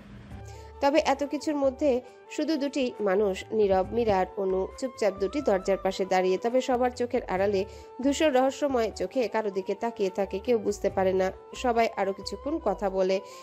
ওকে এখন রেস্ট নিতে দাও, বেশি কথা বলে ক্লান্ত হয়ে যাবে। এরপর ধূসর গম্ভীর গলায় বলে। ধূসরের কথায় সবাই একে একে ডাইনিং এরিয়ায় চলে যায় খাওয়ার জন্যে। কারণ দুপুর থেকে তারা কিছুই খায়নি, শুধু রয়ে যায় ঈশিতা আর ধূসর। ঈশিতাকে দেখে ধূসর কড়া গলায় বলে, তোকে কি আলাদা করে খেতে যেতে বলবো? তাড়াতাড়ি যা। ঈশিতা মুখ ভার করে বেরিয়ে গেলে ধূসর খাবার হাতে ইচ্ছের কাছে গিয়ে বসে। খেতে হবে। ছোট করে বলে, চামচ তুলে নেয় হাতে। ইচ্ছে কিছু বলতে গিয়েও ধূসরের মুখ দেখে আর কিছু বলে না, শুধু চুপচাপ খেতে থাকে মনে এক অদ্ভুত অনুভূতি নিয়ে। সন্ধ্যার নরম আলো ধীরে ধীরে চারিপাশে ছড়িয়ে পড়ছে। আকাশের নীলে লালচে কমলা রং মিশে গিয়ে এক মোহময় আবহ তৈরি করেছে। সমুদ্রের ঢেউ যেন দিনের আলোকে বিদায় জানাতে জানিয়ে প্রতিটি তরঙ্গে এক নতুন ছন্দ নিয়ে আসছে। সমুদ্রের জল তখনও কিছুটা উষ্ণ। দিনের রোদের উত্তাপ এখনও তার গায়ে লেগে আছে। ঢেউগুলো একবারে ধীরগতিতে তীরে আছড়ে পড়ছে, আবার কখনো জোরে উঠে এসে বালিয়াড়ি ভিজিয়ে দিচ্ছে। দূরে মাছ ধরার ট্রলারগুলো ছোট ছোট বিন্দুর মতো দেখা যায়। তাদের হালকা আলোগুলো ধীরে ধীরে উজ্জ্বল হতে শুরু করেছে। বাতাসে হালকা লবণের গন্ধ, তার সঙ্গে মিশে আছে রাতে আসার এক অদ্ভুত মাদকতা। বিচের ধারে বসে থাকা পর্যটকেরা আস্তে আস্তে ফিরে যাচ্ছে রিসোর্টে। তবে কিছু মানুষ এখনো নীরব বসে আছে সমুদ্রের মোহে, ঢেউয়ের গান শুনতে। সন্ধ্যার এই রঙিন আভা, সমুদ্রের বয়ে চলা মৃদু বাতাস, সব মিলিয়ে এক অলৌকিক শূন্যতা সৃষ্টি করছে, যেন রাতের রহস্যময়তা একটু একটু করে তার পর্দা নামাতে শুরু করেছে। ইচ্ছে এখন অনেকটাই সুস্থ। বিছানায় নরম কুশনের উপর হেলান দিয়ে বসে আছে। পাশে বসে আছে ঈশিতার অনু। তিনজন মিলে গল্পে মেতে উঠেছে। তোর জন্য আজ ঘুরতে যাওয়া হলো না, ঈশিতা হালকা রাগ দেখিয়ে বলল, তবে মুখে হাসির ছাপ স্পষ্ট। তা তো বুঝলাম, কিন্তু তুই কি সত্যি আমার জন্য থাকলি নাকি নিজের আলসেমির জন্য? ইচ্ছে চোখ ছোট ছোট করে ঈশিতার দিকে তাকায়। সত্যি বলতে আমারও কিন্তু আজ আর বের হতে চাইনি। এই কয়দিন ধরে টানা ঘোরাঘুরি, একটু রেস্ট দরকার ছিল। তাই তো তুই তো ভাগ্যবান, তোর নামে দোষ দিয়ে আরামে শুয়ে আছি। ইচ্ছে হেসে উঠে তারপর জানালার বাইরে তাকায়। তাহসিনরা সবাই কাছাকাছি কোনো জায়গায় ঘুরতে গেছে, তাই আশেপাশ বেশ ফাঁকা। সন্ধ্যার আলো ধীরে ধীরে নেমে আসছে, লনের বাতিগুলো জ্বলতে শুরু করেছে। এই রিসোর্টে আজকে আয়োজন না দেখলে তো কিছুই দেখা হলো না। ঈশিতা একটু হতাশ গলায় বলে, আজ বড় বড় রিসোর্ট আর পর্যটক আকর্ষণে জায়গাগুলো যেন আরো বেশি উজ্জ্বল, আরো বেশি বর্ণিল। রাস্তাঘাট, সমুদ্রের ধারের ক্যাফেগুলো, এমনকি ছোট ছোট দোকানগুলোতেও লাল সাদা সাজের ছোঁয়া লেগেছে। বাতাসে মৃদু সুগন্ধি ভেসে বেড়াচ্ছে, চারিপাশে গোলাপের সুবাস। রিসোর্টের প্রবেশদ্বার থেকে শুরু করে অভ্যন্তরীণ বাগান পর্যন্ত সাজানো হয়েছে রঙিন লাইট আর ফুলের তোড়ায়। কোথাও ঝুলছে হৃদয় আকৃতির লাল বেলুন, কোথাও বা মোমবাতির আলোয় রোমান্টিক পরিবেশ তৈরি করা হয়েছে। সমুদ্রের তীর ধরে হাঁটতে হাঁটতে পর্যটকেরা উপভোগ করছে বিশেষ দিনের আবহ। ক্যালেন্ডারের পাতায় জলজল করছে আজকের দিন, কোনো কপত কপতির কাছে আজকের বিশেষ দিন। সিপার্ল বিচ রিসোর্ট আজ এক বিশেষ রূপে সেজেছে। বিয়ের অনুষ্ঠান উপলক্ষে গোটা রিসোর্ট জুড়ে সাজসজ্জার বাহার। প্রবেশপথ থেকে শুরু করে সুইমিং পুলের আশেপাশ, গার্ডেন এরিয়া থেকে রেস্টুরেন্ট, সব জায়গায় লাল সাদা রঙের দখল। ছোট ছোট লাইটিং, গোলাপের তোড়া আর মোমবাতির মৃদু আলোয় যেন এক স্বপ্নময় পরিবেশ তৈরি হয়েছে। ধূসরদের পুরো টিম এই রিসোর্টে উঠেছে, তাই বিশেষ এই পার্টির ইনভাইটেশন তাদের কাছেও পৌঁছেছে। আজকের আয়োজনে থাকছে live music, exclusive seafood buffet আর তার সঙ্গে কিছু মজার গেমস ও চমকপ্রদ মুহূর্ত।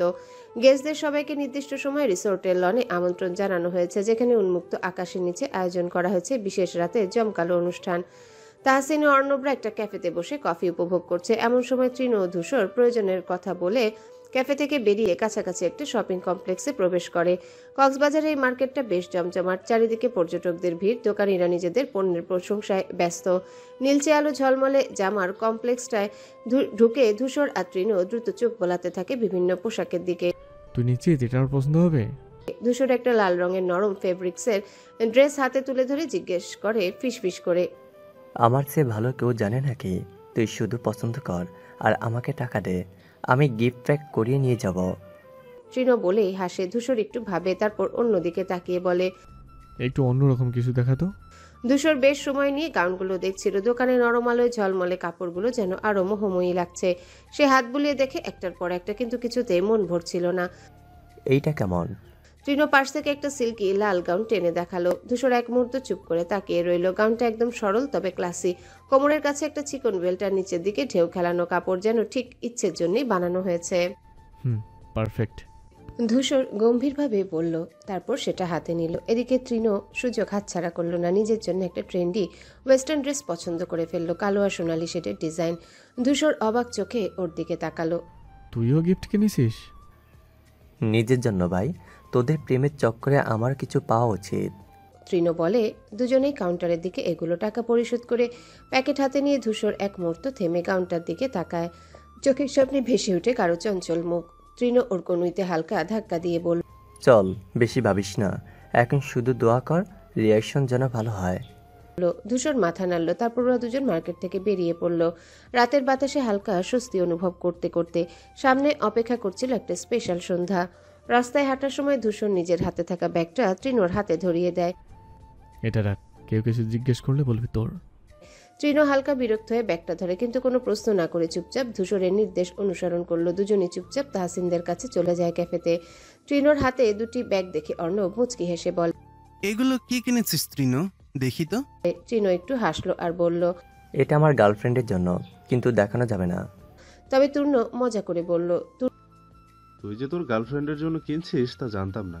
আর ভাই, 30 মিনিট আগে তো বললি তোর কেউ নেই, এখন কি হলো? আউলিয়া মির্জাফর, তুইও ধোকা দিচ্ছিস? তৃণ তূর্ণের কথা শুনে হেসে মাথা চুলকালো, তবে তীব্রভাবে কিছু বলল না। পাশেই ধূসর গম্ভীর মুখে দাঁড়িয়ে পকেটে হাত দিয়ে সে কিছু না বলে শুধু তৃণর দিকে তাকায়, যেন চোখ দিয়ে বুঝিয়ে দেয়, মুখ খুললেই তোর ভবিষ্যৎ বাপ হওয়ার রাস্তা আমি নিজ হাতে বন্ধ করবো শালা। এদিকে ধূসর গম্ভীর মুখে পাশেই দাঁড়িয়ে পকেটে হাত গুজে রেখেছে, যেন পুরো ব্যাপারটাই তার সঙ্গে সম্পর্কিত নয়। তবে তার ঠোঁটের কোণে চাপা হাসির আভাস ফুটে উঠেছে। তৃণ ব্যাগ শক্ত করে ধরে, দেখ, বেশি প্রশ্ন করিস না, আমি যা বললাম তাই। আর হ্যাঁ, এই ব্যাগটা শোবার দরকার নেই কারো। বুঝলাম ব্যাপারটা সিরিয়াস, তা ভাই ধূসর, তুই কি বলিস? ধূসর তখনও চুপচাপ, সামান্য বিরক্তির সুরে বলে, আমি কিছু বলছি না, এখন চল সবাই মিলে রিসোর্টে ফিরি। তাহসিন কাঁধ ঝাঁকিয়ে বলে, ঠিক আছে, তবে মনে রাখিস তৃণ, সত্যটা একদিন বের হবেই। দেখা যাবে। সবাই একসঙ্গে রওনা দিল রিসোর্টের দিকে, কিন্তু তরুণের সন্দেহ এখনো গেল না। সে ঠিক করলো এই রহস্যে শেষে জেনেই ছাড়বে। রিসোর্টে ফিরে গিয়ে সবাই যার যার রুমে গিয়ে বিশ্রাম নেয়। অনেকদিন পর সবাই একসাথে এক জায়গায় ছিল। রেস্ট নেওয়ার পর যে যার রুম থেকে বেরিয়ে ডাইনিং এরিয়াতে চলে যায় রাতের খাবার খাওয়ার জন্যে। ডিনার পরে সকলের আবার পার্টি অ্যাটেন্ড করবে। ডাইনিং এরিয়ায় সবাই খেতে বসেছে, শুধু ধূসর নেই। একসময় তাহসিন অনুর দিকে তাকিয়ে বলে, অনু, তোকে কি বলতে হবে? যা গিয়ে ধূসরকে ডাক। অনু উঠে যেতে যায়, ঠিক তখনই দরজার কাছে ভারী পায়ে ধূসর এসে দাঁড়ায়। এক মুহূর্ত সবাই তাকিয়ে থাকে তার দিকে। ধূসর ঠান্ডা গলায় বলে, ডাকতে হবে না আমায়, আমি এসেছি। ধূসরের গলার আওয়াজ শুনে ইচ্ছে মাথা তুলে ধূসরের দিকে তাকাতেই যেন মুহূর্তটা থমকে যায়। সদ্য গোসল করে এসেছে, চুল এখনো ভিজে। অদ্ভুত এক সতেজতা ছড়িয়ে পড়ছে তার চারিপাশে। পানির ফোঁটা গড়িয়ে পড়ছে চুলের আগা থেকে, ভিজিয়ে দিচ্ছে সাদা শার্টের কলার। নিখুঁত ব্ল্যাক প্যান্টের সাথে ধূসরের ব্যক্তিত্ব যেন আরো তীক্ষ্ণ হয়ে উঠছে। ইচ্ছে অপলক তাকিয়ে থাকে, চোখ সরিয়ে নেওয়ার কথা ভুলে যায় এক মুহূর্তের জন্য। ধূসরের সেই গম্ভীর অথচ আত্মবিশ্বাসী উপস্থিতি, ভিজে চুলের আনমনা ভাব, সব মিলিয়ে যেন তার চারিপাশের পরিবেশটাই বদলে গেছে।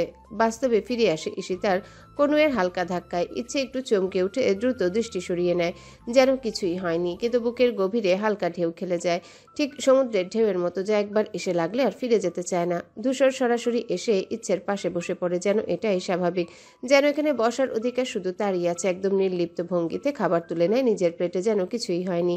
ইচ্ছে নিজের জন্য খাবার নিতে হাত বাড়াতেই ধূসর হালকা হাসে, চোখের গভীরে এক অন্যরকম দৃঢ়তা। নরম অথচ দৃঢ় কণ্ঠে বলে ওঠে, তোমাকে খেতে হবে না কষ্ট করে, আমি খাইয়ে দেবো, তুমি চুপচাপ খাবি শুধু। ইচ্ছে চমকে উঠে, এক মুহূর্তে থমকে যায়। সবাই টেবিলে অবাক চোখে। অনু অর্ণব তাকালেও বাকিরা স্বাভাবিক। ইচ্ছে হালকা প্রতিবাদ জানায়, আমি নিজে খেতে ধূসর ভ্রু কুচকে তাকায়, যেন তার কথার বাইরে কিছু হলে সেটা সে মেনে নেবে না। আমি কি বললাম শোনোনি? ইচ্ছে এবার আর কিছু বলে না, হার মানতে হয় ধূসরের কাছে, কারণ সে জানে ধূসর যখন কিছু ঠিক করে নেয় তখন তাকে আটকানো অসম্ভব। ধীরে ধীরে ধূসর নিজের হাতে খাবার তুলে ধরে ইচ্ছের মুখের দিকে এগিয়ে দেয়। ইচ্ছে এক মুহূর্ত দ্বিধা করে, কিন্তু ধূসরের দৃষ্টির সামনে সেটাও যেন গলে যায়। মীরা রাগে ফুঁসে ওঠে, চোখের সামনে ধূসর অন্য কাউকে এতটা যত্ন করছে, এটা যেন সে কিছুতেই মেনে নিতে পারছে না। রাগের চোটে হাতের কাঁটা চামচ সজোরে আঘাত করে টেবিলে। শব্দটা এতটা তীব্র ছিল যে আশেপাশে সবাই এক মুহূর্তের জন্য চুপ হয়ে যায়। তারপর মীরা কটমট করে ধূসরের দিকে তাকিয়ে বলে ওঠে, ওকে খাইয়ে দিতে হবে কেন ধূসর? ও কি ছোট বাচ্চা? ধূসর কোনো উত্তর দেয় না, কেবল শান্ত চোখে তাকিয়ে থাকে, যেন মীরার কথা তার কানে পৌঁছায়নি। সে আবার ইচ্ছের দিকে ফিরে মনোযোগ দেয়, যেন পুরো দুনিয়ায় অন্য কারো অস্তিত্বই নেই। মীরার ধৈর্যের বাঁধ যেন ভেঙে যেতে থাকে। মীরা কিছু বলতে যাবে, ঠিক তখনই তাহসিন বিরক্ত গলায় বলে ওঠে, ও অসুস্থ মীরা, তুই জানিস না? তাহসিনের কণ্ঠে দৃঢ়তা ছিল, সঙ্গে একরকম সতর্ক বার্তাও। চুপচাপ খেতে বস, সিন ক্রিয়েট করিস না। টেবিলে একটা থমথমে পরিবেশ তৈরি হয়, কিন্তু ধূসর নির্লিপ্ত। নিজের হাতে আবারও ইচ্ছের মুখের সামনে খাবার তুলে ধরে, নরম অথচ দৃঢ় কণ্ঠে বলে, তোমার খাওয়া শেষ করো ঘুরি। ইচ্ছে লজ্জা আর কিছু বলে না, শুধু চুপচাপ মুখে খাবার নেয়। টেবিলের অন্য প্রান্তে বসে থাকা মীরা হাতের আঙ্গুল ক্রমাগত মুষ্টিবদ্ধ হয়ে আসে, আর চোখের গভীরে অজানা এক জ্বালা দাউ দাউ করে জ্বলতে থাকে। রাতের পরিবেশ আজ অন্যরকম, হালকা ঠান্ডা হাওয়া বইছে, সমুদ্রের গর্জনের সঙ্গে মিশে গেছে লনের পার্টির সুরেলা মিউজিক। আলো আধারির মাঝে রিসোর্টের বাহিরটা যেন ঝলমলে এক স্বপ্নরাজ্য হয়ে উঠেছে। তাহসিন নিজের রুম থেকে বের হয়ে বারান্দায় এসে দাঁড়ায়, দূর থেকে পার্টির ঝলমলে আলো দেখছে। পাশের ঘর থেকে তৃণ আর তূর্ণের হাসির শব্দ শোনা যায়, ওরা নিশ্চয়ই নিজেদের পোশাক নিয়ে মজা করছে। ইচ্ছে চুপচাপ বসে আছে, চোখের সামনে লাল গাউনটা, হাত দিয়ে গায়ের কাপড়টা ছুঁয়ে দেখলো, যেন কোনো স্বপ্নের স্পর্শ। এত সুন্দর পোশাক, এত নিখুঁত কারুকাজ, কিন্তু এটা। খাবার খেয়ে রুমে ফিরে আসার পর তার চোখ পড়েছিল দরজার সামনে রাখা ছোট পার্সেলটার দিকে। প্রথমে ভেবেছিল হয়তো ঈশিতা বা অনু মজা করছে, কিন্তু যখন খুললো তখন সমস্ত চিন্তা হারিয়ে গেল। পার্সেলের ভিতর গাউনটা ছাড়াও ছিল একটা ছোট্ট চিরকুট। পরে এসো, আমি অপেক্ষা করব তোমার পার্টনার হিসেবে। আর পাশে ছোট করে একটা নাম লেখা ধূসর। ইচ্ছে স্তব্ধ হয়ে বসে থাকে। ধূসর ভাই এটা সে দিল কেন? আমার জন্য কেন এমন কিছু করবে? মাথার ভেতরে হাজারো প্রশ্ন ঘুরপাক খায়। ধূসর ভাই কি সত্যি আমার জন্য অপেক্ষা করছে? গাউনটা হাতে নিয়ে আয়নার সামনে দাঁড়ায় ইচ্ছে। নিজেকে কল্পনা করার চেষ্টা করে যদি সে এটা পড়ে যায়, ধূসর কি সত্যি তাকে দেখার অপেক্ষায় আছে? ইচ্ছের বুকের ভিতর ধুকপুকানি বেড়ে যায়। কি করবে সে? যাবে নাকি চুপচাপ রুমেই থাকবে? বাইরের লনে আজ এক ভিন্ন আমেজ। রিসোর্টের আলোগুলো নরম আলো ছড়াচ্ছে আর মৃদু সুরের মিউজিক পুরো পরিবেশকে আরো রোমান্টিক করে তুলেছে। ধূসর দাঁড়িয়ে আছে কালো সুটে, যেন ঠিক আগুনে গড়া কোনো নিখুঁত মূর্তি। তার চোখে এক ধরনের দৃঢ়তা, ঠোঁটে এক অদ্ভুত নির্লিপ্ত অভিব্যক্তি। যদিও আশেপাশে অনেকেই আছে, তবুও সে যেন কারো অপেক্ষায়। তার চোখে মাঝে মাঝে লনের গেটের দিকে চলে যায়। পাশে দাঁড়িয়ে আছে অর্ণব, তৃণ, তূর্ণ। তরুণদের এই দলটিও আজ কালো স্যুট পরে এসেছে। সবাইকেই চমৎকার লাগছে। তবে 27 বছরের ধূসরকে যেন বাকিদের চেয়ে একটু আলাদা লাগে। একটা নির্জলা আকর্ষণ আছে তার মধ্যে, যা তাকে সবার মধ্যে থেকে আলাদা করে তোলে। অন্যদিকে মীরা, অনু আর তাহসিন বসে বসে গল্প করছে। মাঝে মাঝে হাসির শব্দ ভেসে আসছে। তবে মীরার চোখ মাঝে মাঝে ধূসরের দিকে চলে যায়, যেন কিছু ভাবছে, কিছু বলার ইচ্ছে আছে, কিন্তু মুখ ফুটে কিছু বলছে না। তবে এখনো ঈশিতার ইচ্ছে আসেনি। সবাই একে অপরের সঙ্গে মিশে থাকলেও ধূসর যেন একটু চুপচাপ অপেক্ষমান। চোখ একবার ঘড়ির দিকে যায়, একবার গেটের দিকে। কি আসবে ইচ্ছে সেই লাল গাউনে? তৃণ একটু হেসে ধূসরের কাঁধে চাপড় দিয়ে বলে, মামার চোখ ঘোরাও, সামনে যা আছে সেটা দেখে কি নিজেকে কন্ট্রোল রাখতে পারবে? ধূসর এবার চোখ তুলে। তার চোখ সরাসরি গিয়ে পড়ে হালকা বাতাসে দুলতে থাকা লাল গাউনের মেয়েটার উপর। ইচ্ছে ধূসরের নিঃশ্বাস এক সেকেন্ডের জন্য আটকে যায়। বক্ষপিঞ্জরে হৃদযন্ত্রটা বেসামাল আজকে জোরে জোরে বিট করছে। লাল গাউনটা যেন ইচ্ছের জন্যই তৈরি হয়েছে। নরম কাপড় তার শরীরের গড়ন মোলায়েমভাবে জড়িয়ে আছে, যেন কোনো শিল্পী নিখুঁতভাবে তুলির আঁচড়ে একে তৈরি করেছে। হাঁটু সমান খোলা চুল বাতাসে উঠছে, চোখ দুটো বড় আর কেমন জানি স্বপ্নময়। মেয়েটাকে দেখতে এখন সত্যি পুতুলের মতো লাগছে, যেন কোনো রাজকন্যা স্বপ্ন থেকে বাস্তবে নেমে এসেছে। ধূসর নিজের চোয়াল শক্ত করে, কন্ট্রোল হারানোর প্রশ্নই আসে না। কিন্তু হৃদয়ের কোথাও যেন এক অদ্ভুত ধাক্কা লাগে। তার হাতের আঙ্গুল কাঁপে না, মুখের এক্সপ্রেশন বদলায় না, কিন্তু বুকের ভেতরটা অস্থির হয়ে ওঠে। তৃণ পাশে দাঁড়িয়ে হাসছে। বলেছিলাম না সামলাতে পারবি না? ধূসর একদম ধীরস্বরে বলে। চুপ করো। ধূসর ইচ্ছের দিকে ধীর পায়ে এগিয়ে আসে। চোখ দুটো গভীর আর অদ্ভুত এক দৃষ্টিতে ঝলসে উঠছে। ইচ্ছে ধূসরের দৃষ্টি থেকে পালানোর চেষ্টা করে, কিন্তু ধূসর এতটাই কাছে চলে এসেছে যে ইচ্ছে নিঃশ্বাস নিতে ভুলে যায়। ধূসর সামনের দিকে ঝুঁকে কানের কাছে ফিসফিস করে, গলায় ভয়ানক এক গা ছমছমে কোমলতা। এই লাল পোশাক, আমার ভয় হচ্ছে ঘড়ি। তুমি কি জানো না আগুনে হাত দিলে পড়ে যেতে হয়? ইচ্ছে মুহূর্তে লজ্জায় টুকটুকে লাল হয়ে যায়, চোখ নামিয়ে ফেলে। হাতের আঙ্গুল অসহায়ভাবে কুঁচকে ধরে গাউনের কাপড়। ধূসর ঠোঁটের কোণে এক তীক্ষ্ণ হাসি টেনে বলে, Fictional men can't ruin your marks or lipstick, but I have this ability. Ruin your everything red heart. ইচ্ছে আর দাঁড়িয়ে থাকতে পারে না। হৃদয়ের অতর্কিত ঝড় সামলাতে সে দ্রুত সুইমিং পুলের দিকে হাঁটা দেয়। পা কাঁপছে সামান্য। ইচ্ছে দ্রুত পায়ে সুইমিং পুলের দিকে ছুটে যায়। বুকের ভেতর ঢিপ ঢিপ শব্দ, যেন নিজে ধরফর করা হৃদস্পন্দনই শুনতে পাচ্ছে। পুল সাইডের বসার জায়গায় গিয়ে থামে। দম নিতে গিয়েও যেন ঠিকমতো শ্বাস নিতে পারছে না। হাতের তালু দিয়ে গলা মুছে চোখ বন্ধ করে গভীর নিঃশ্বাস ফেলে। পার্টি জমে উঠেছে। লনের মাঝখানে আলো ঝলমলে পরিবেশ, চারিপাশে হাসি, আড্ডা আর হালকা গানের সুরে সবাই মেতে আছে। কিন্তু ইচ্ছে সেখান থেকে দূরে সুইমিং পুলের ধারে দাঁড়িয়ে আছে একা। ইচ্ছের বুক ধুকপুক করছে। ধূসরের সামনে যাওয়ার কথা ভাবলেই গাল রাঙা হয়ে ওঠে। মনে হচ্ছে সবাই বুঝে ফেলবে সে কিসের থেকে পালিয়ে বেড়াচ্ছে। তবে বেশ কিছুক্ষণ কেটে গেলেও যখন সে পার্টির দিকে এক পা এগোতে পারে না, তখন ধূসরই তাকে খুঁজে নেয়। পেছন থেকে ধূসরের ভারী পায়ের শব্দ শোনা যায়। খুব ধীরে ধীরে এগিয়ে আসছে। ইচ্ছে চোখ তুলে তাকায় না, তবু অনুভব করতে পারে তার উপস্থিতি। ঠান্ডা বাতাস শরীর ছুঁয়ে যাচ্ছে, কিন্তু সেই বাতাসের চেয়েও বেশি শীতল ধূসরের গভীর দৃষ্টি, যা তাকে ভেদ করে যাচ্ছে। অসময়ে ঝড়ো বাতাস দমকা হয়ে আসে। পুলের পানিতে ছোট ছোট ঢেউ ওঠে। আকাশ কালো মেঘে ছেয়ে গেছে। মাঝে মাঝে বিদ্যুতের চমক চারিপাশকে এক মুহূর্তের জন্য আলোকিত করে। ইচ্ছে এখনো চোখ বন্ধ করে দাঁড়িয়ে, যেন নিজেকে বাস্তবতা থেকে আলাদা করতে চায়, কিন্তু প্রকৃতি যেন তার পালানোর পথ আটকে দিয়েছে। হঠাৎ করে ভারী বৃষ্টির ফোঁটা ইচ্ছের ত্বকে আঘাত করে। ঠান্ডা জল স্পর্শ করতেই কেঁপে ওঠে। ধূসর ঠিক তখনই ইচ্ছের দিকে এক পা বাড়িয়ে আসে। মুখের গভীর কোণে এক রহস্যময় হাসি। বৃষ্টি যেন ধূসরের অপেক্ষার অবসান ঘটিয়েছে। ইচ্ছের একদম সামনে এসে দাঁড়ায়, গাঢ় কণ্ঠে ফিসফিস করে, তোমার মনে হয় না প্রকৃতিও পারমিশন দিচ্ছে? ইচ্ছে তড়িঘড়ি করে চোখ খুলে তাকায়, কিন্তু ধূসরের চোখের সেই তীব্র দৃষ্টি থেকে নিজেকে সরাতে পারে না। চারিপাশে ঝড়ো হাওয়া, বিদ্যুৎ আর বৃষ্টি সব মিলে যেন এক অদ্ভুত আবেশ ছড়িয়ে আছে।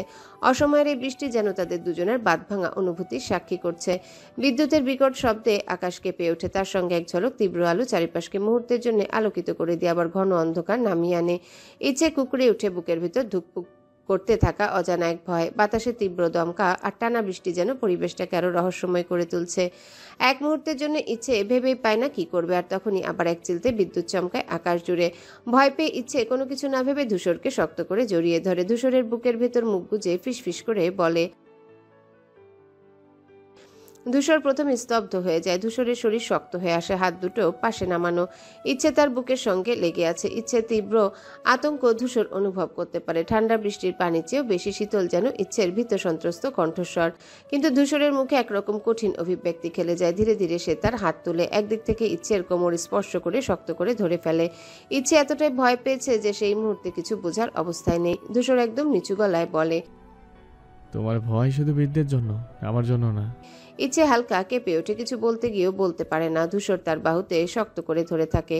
বৃষ্টির তীব্রতায় চারিপাশে ঘোলা হয়ে এসেছে, তাদের নিঃশ্বাসের দূরত্ব কমে এসেছে, কিন্তু ইচ্ছে শুধু মাথা নিচু করে থাকে। ধূসর এক মুহূর্ত চুপ করে থাকে, তারপর গাঢ় কণ্ঠে বলে, আমি তো আছি, ভয় করার কিছুই নেই।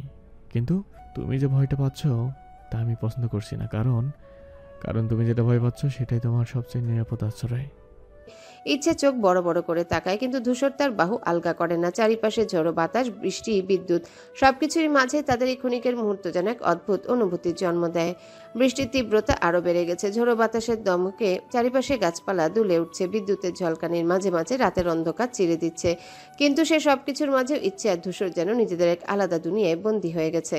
ইচ্ছে ধূসরকে শক্ত করে জড়িয়ে আছে, ঠান্ডায় কাঁপছে। বৃষ্টির ফোঁটা তার চুল বেয়ে গড়িয়ে পড়ছে। ধূসর অনুভব করতে পারছে ইচ্ছে শরীরের ক্ষীণ কম্পন।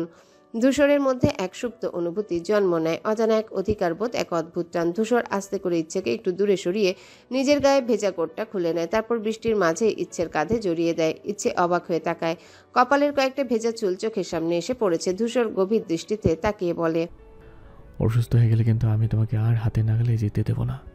ইচ্ছে কিছু বলার জন্যে ঠোঁট খুলতে চায়, কিন্তু শব্দ হারিয়ে যায়। ধূসর হাত বাড়িয়ে ইচ্ছের ভেজা গাল ছুঁয়ে দেয়, তারপর গম্ভীর স্বরে ফিসফিস করে, এবার চলো, এর চেয়ে বেশি বৃষ্টি পড়লে তোমাকে বুকে করে নিয়ে যেতে হবে।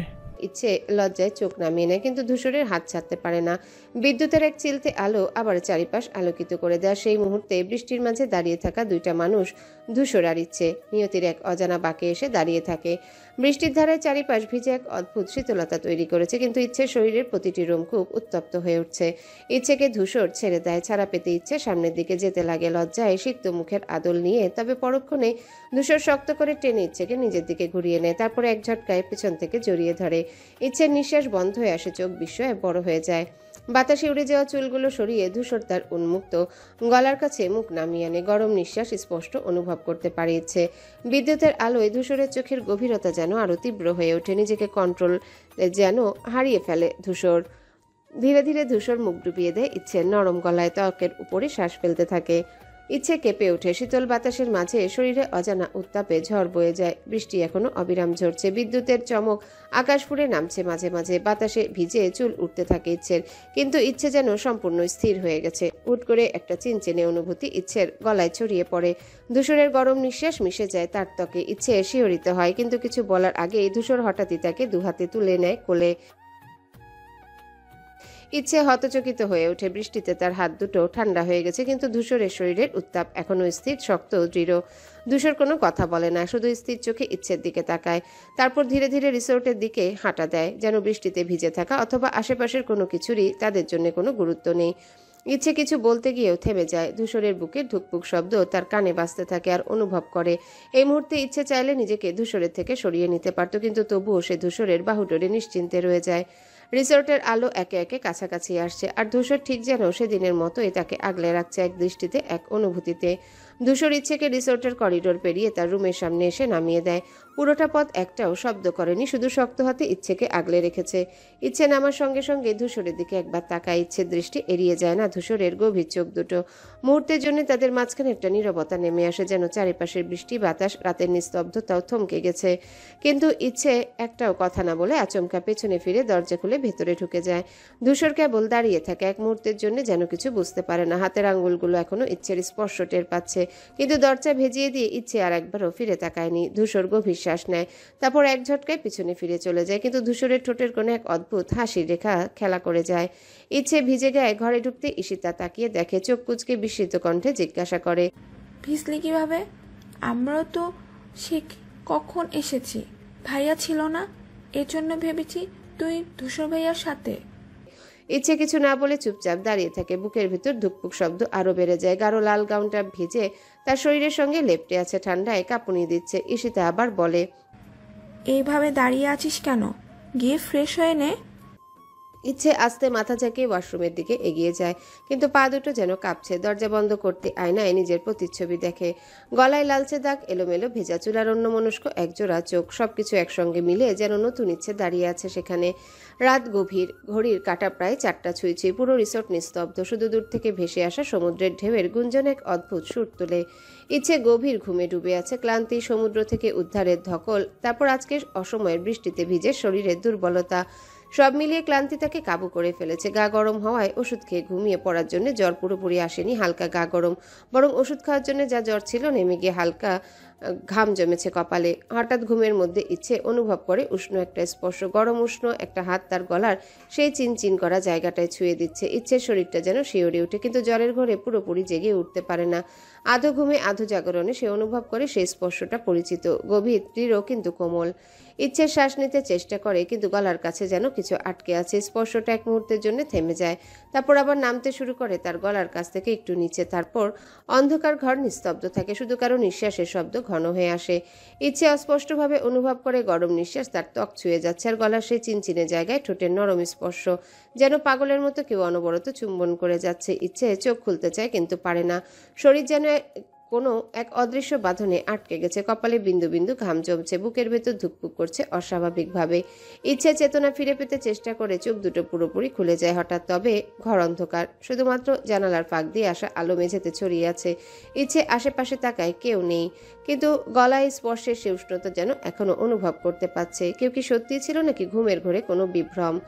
বুকের ভেতর অসম্ভব ভয় আর এক অজানা শিহরণ নিয়ে ইচ্ছে ধীরে ধীরে উঠে বসে। গলার সেই জায়গায় আঙ্গুল ছোঁয়ায়, যেখানে মুহূর্ত আগেও কারো উত্তপ্ত ঠোঁটের স্পর্শ ছিল। তারপর যেন শুনতে পায় গভীর রাতে সমুদ্রের গর্জন, যেন তার কানে কিছু বলতে চাইছে। হ্যালো বন্ধুরা, পরবর্তী পার্ট খুব তাড়াতাড়ি আসবে, তো সবাই অপেক্ষায় থাকো। আর চ্যানেলটি যারা এখনো সাবস্ক্রাইব করোনি, তারা পরবর্তী পার্ট দেখার জন্য চ্যানেলটি সাবস্ক্রাইব করে রেখো। ধন্যবাদ সবাইকে, আমাদের সাথেই থেকো।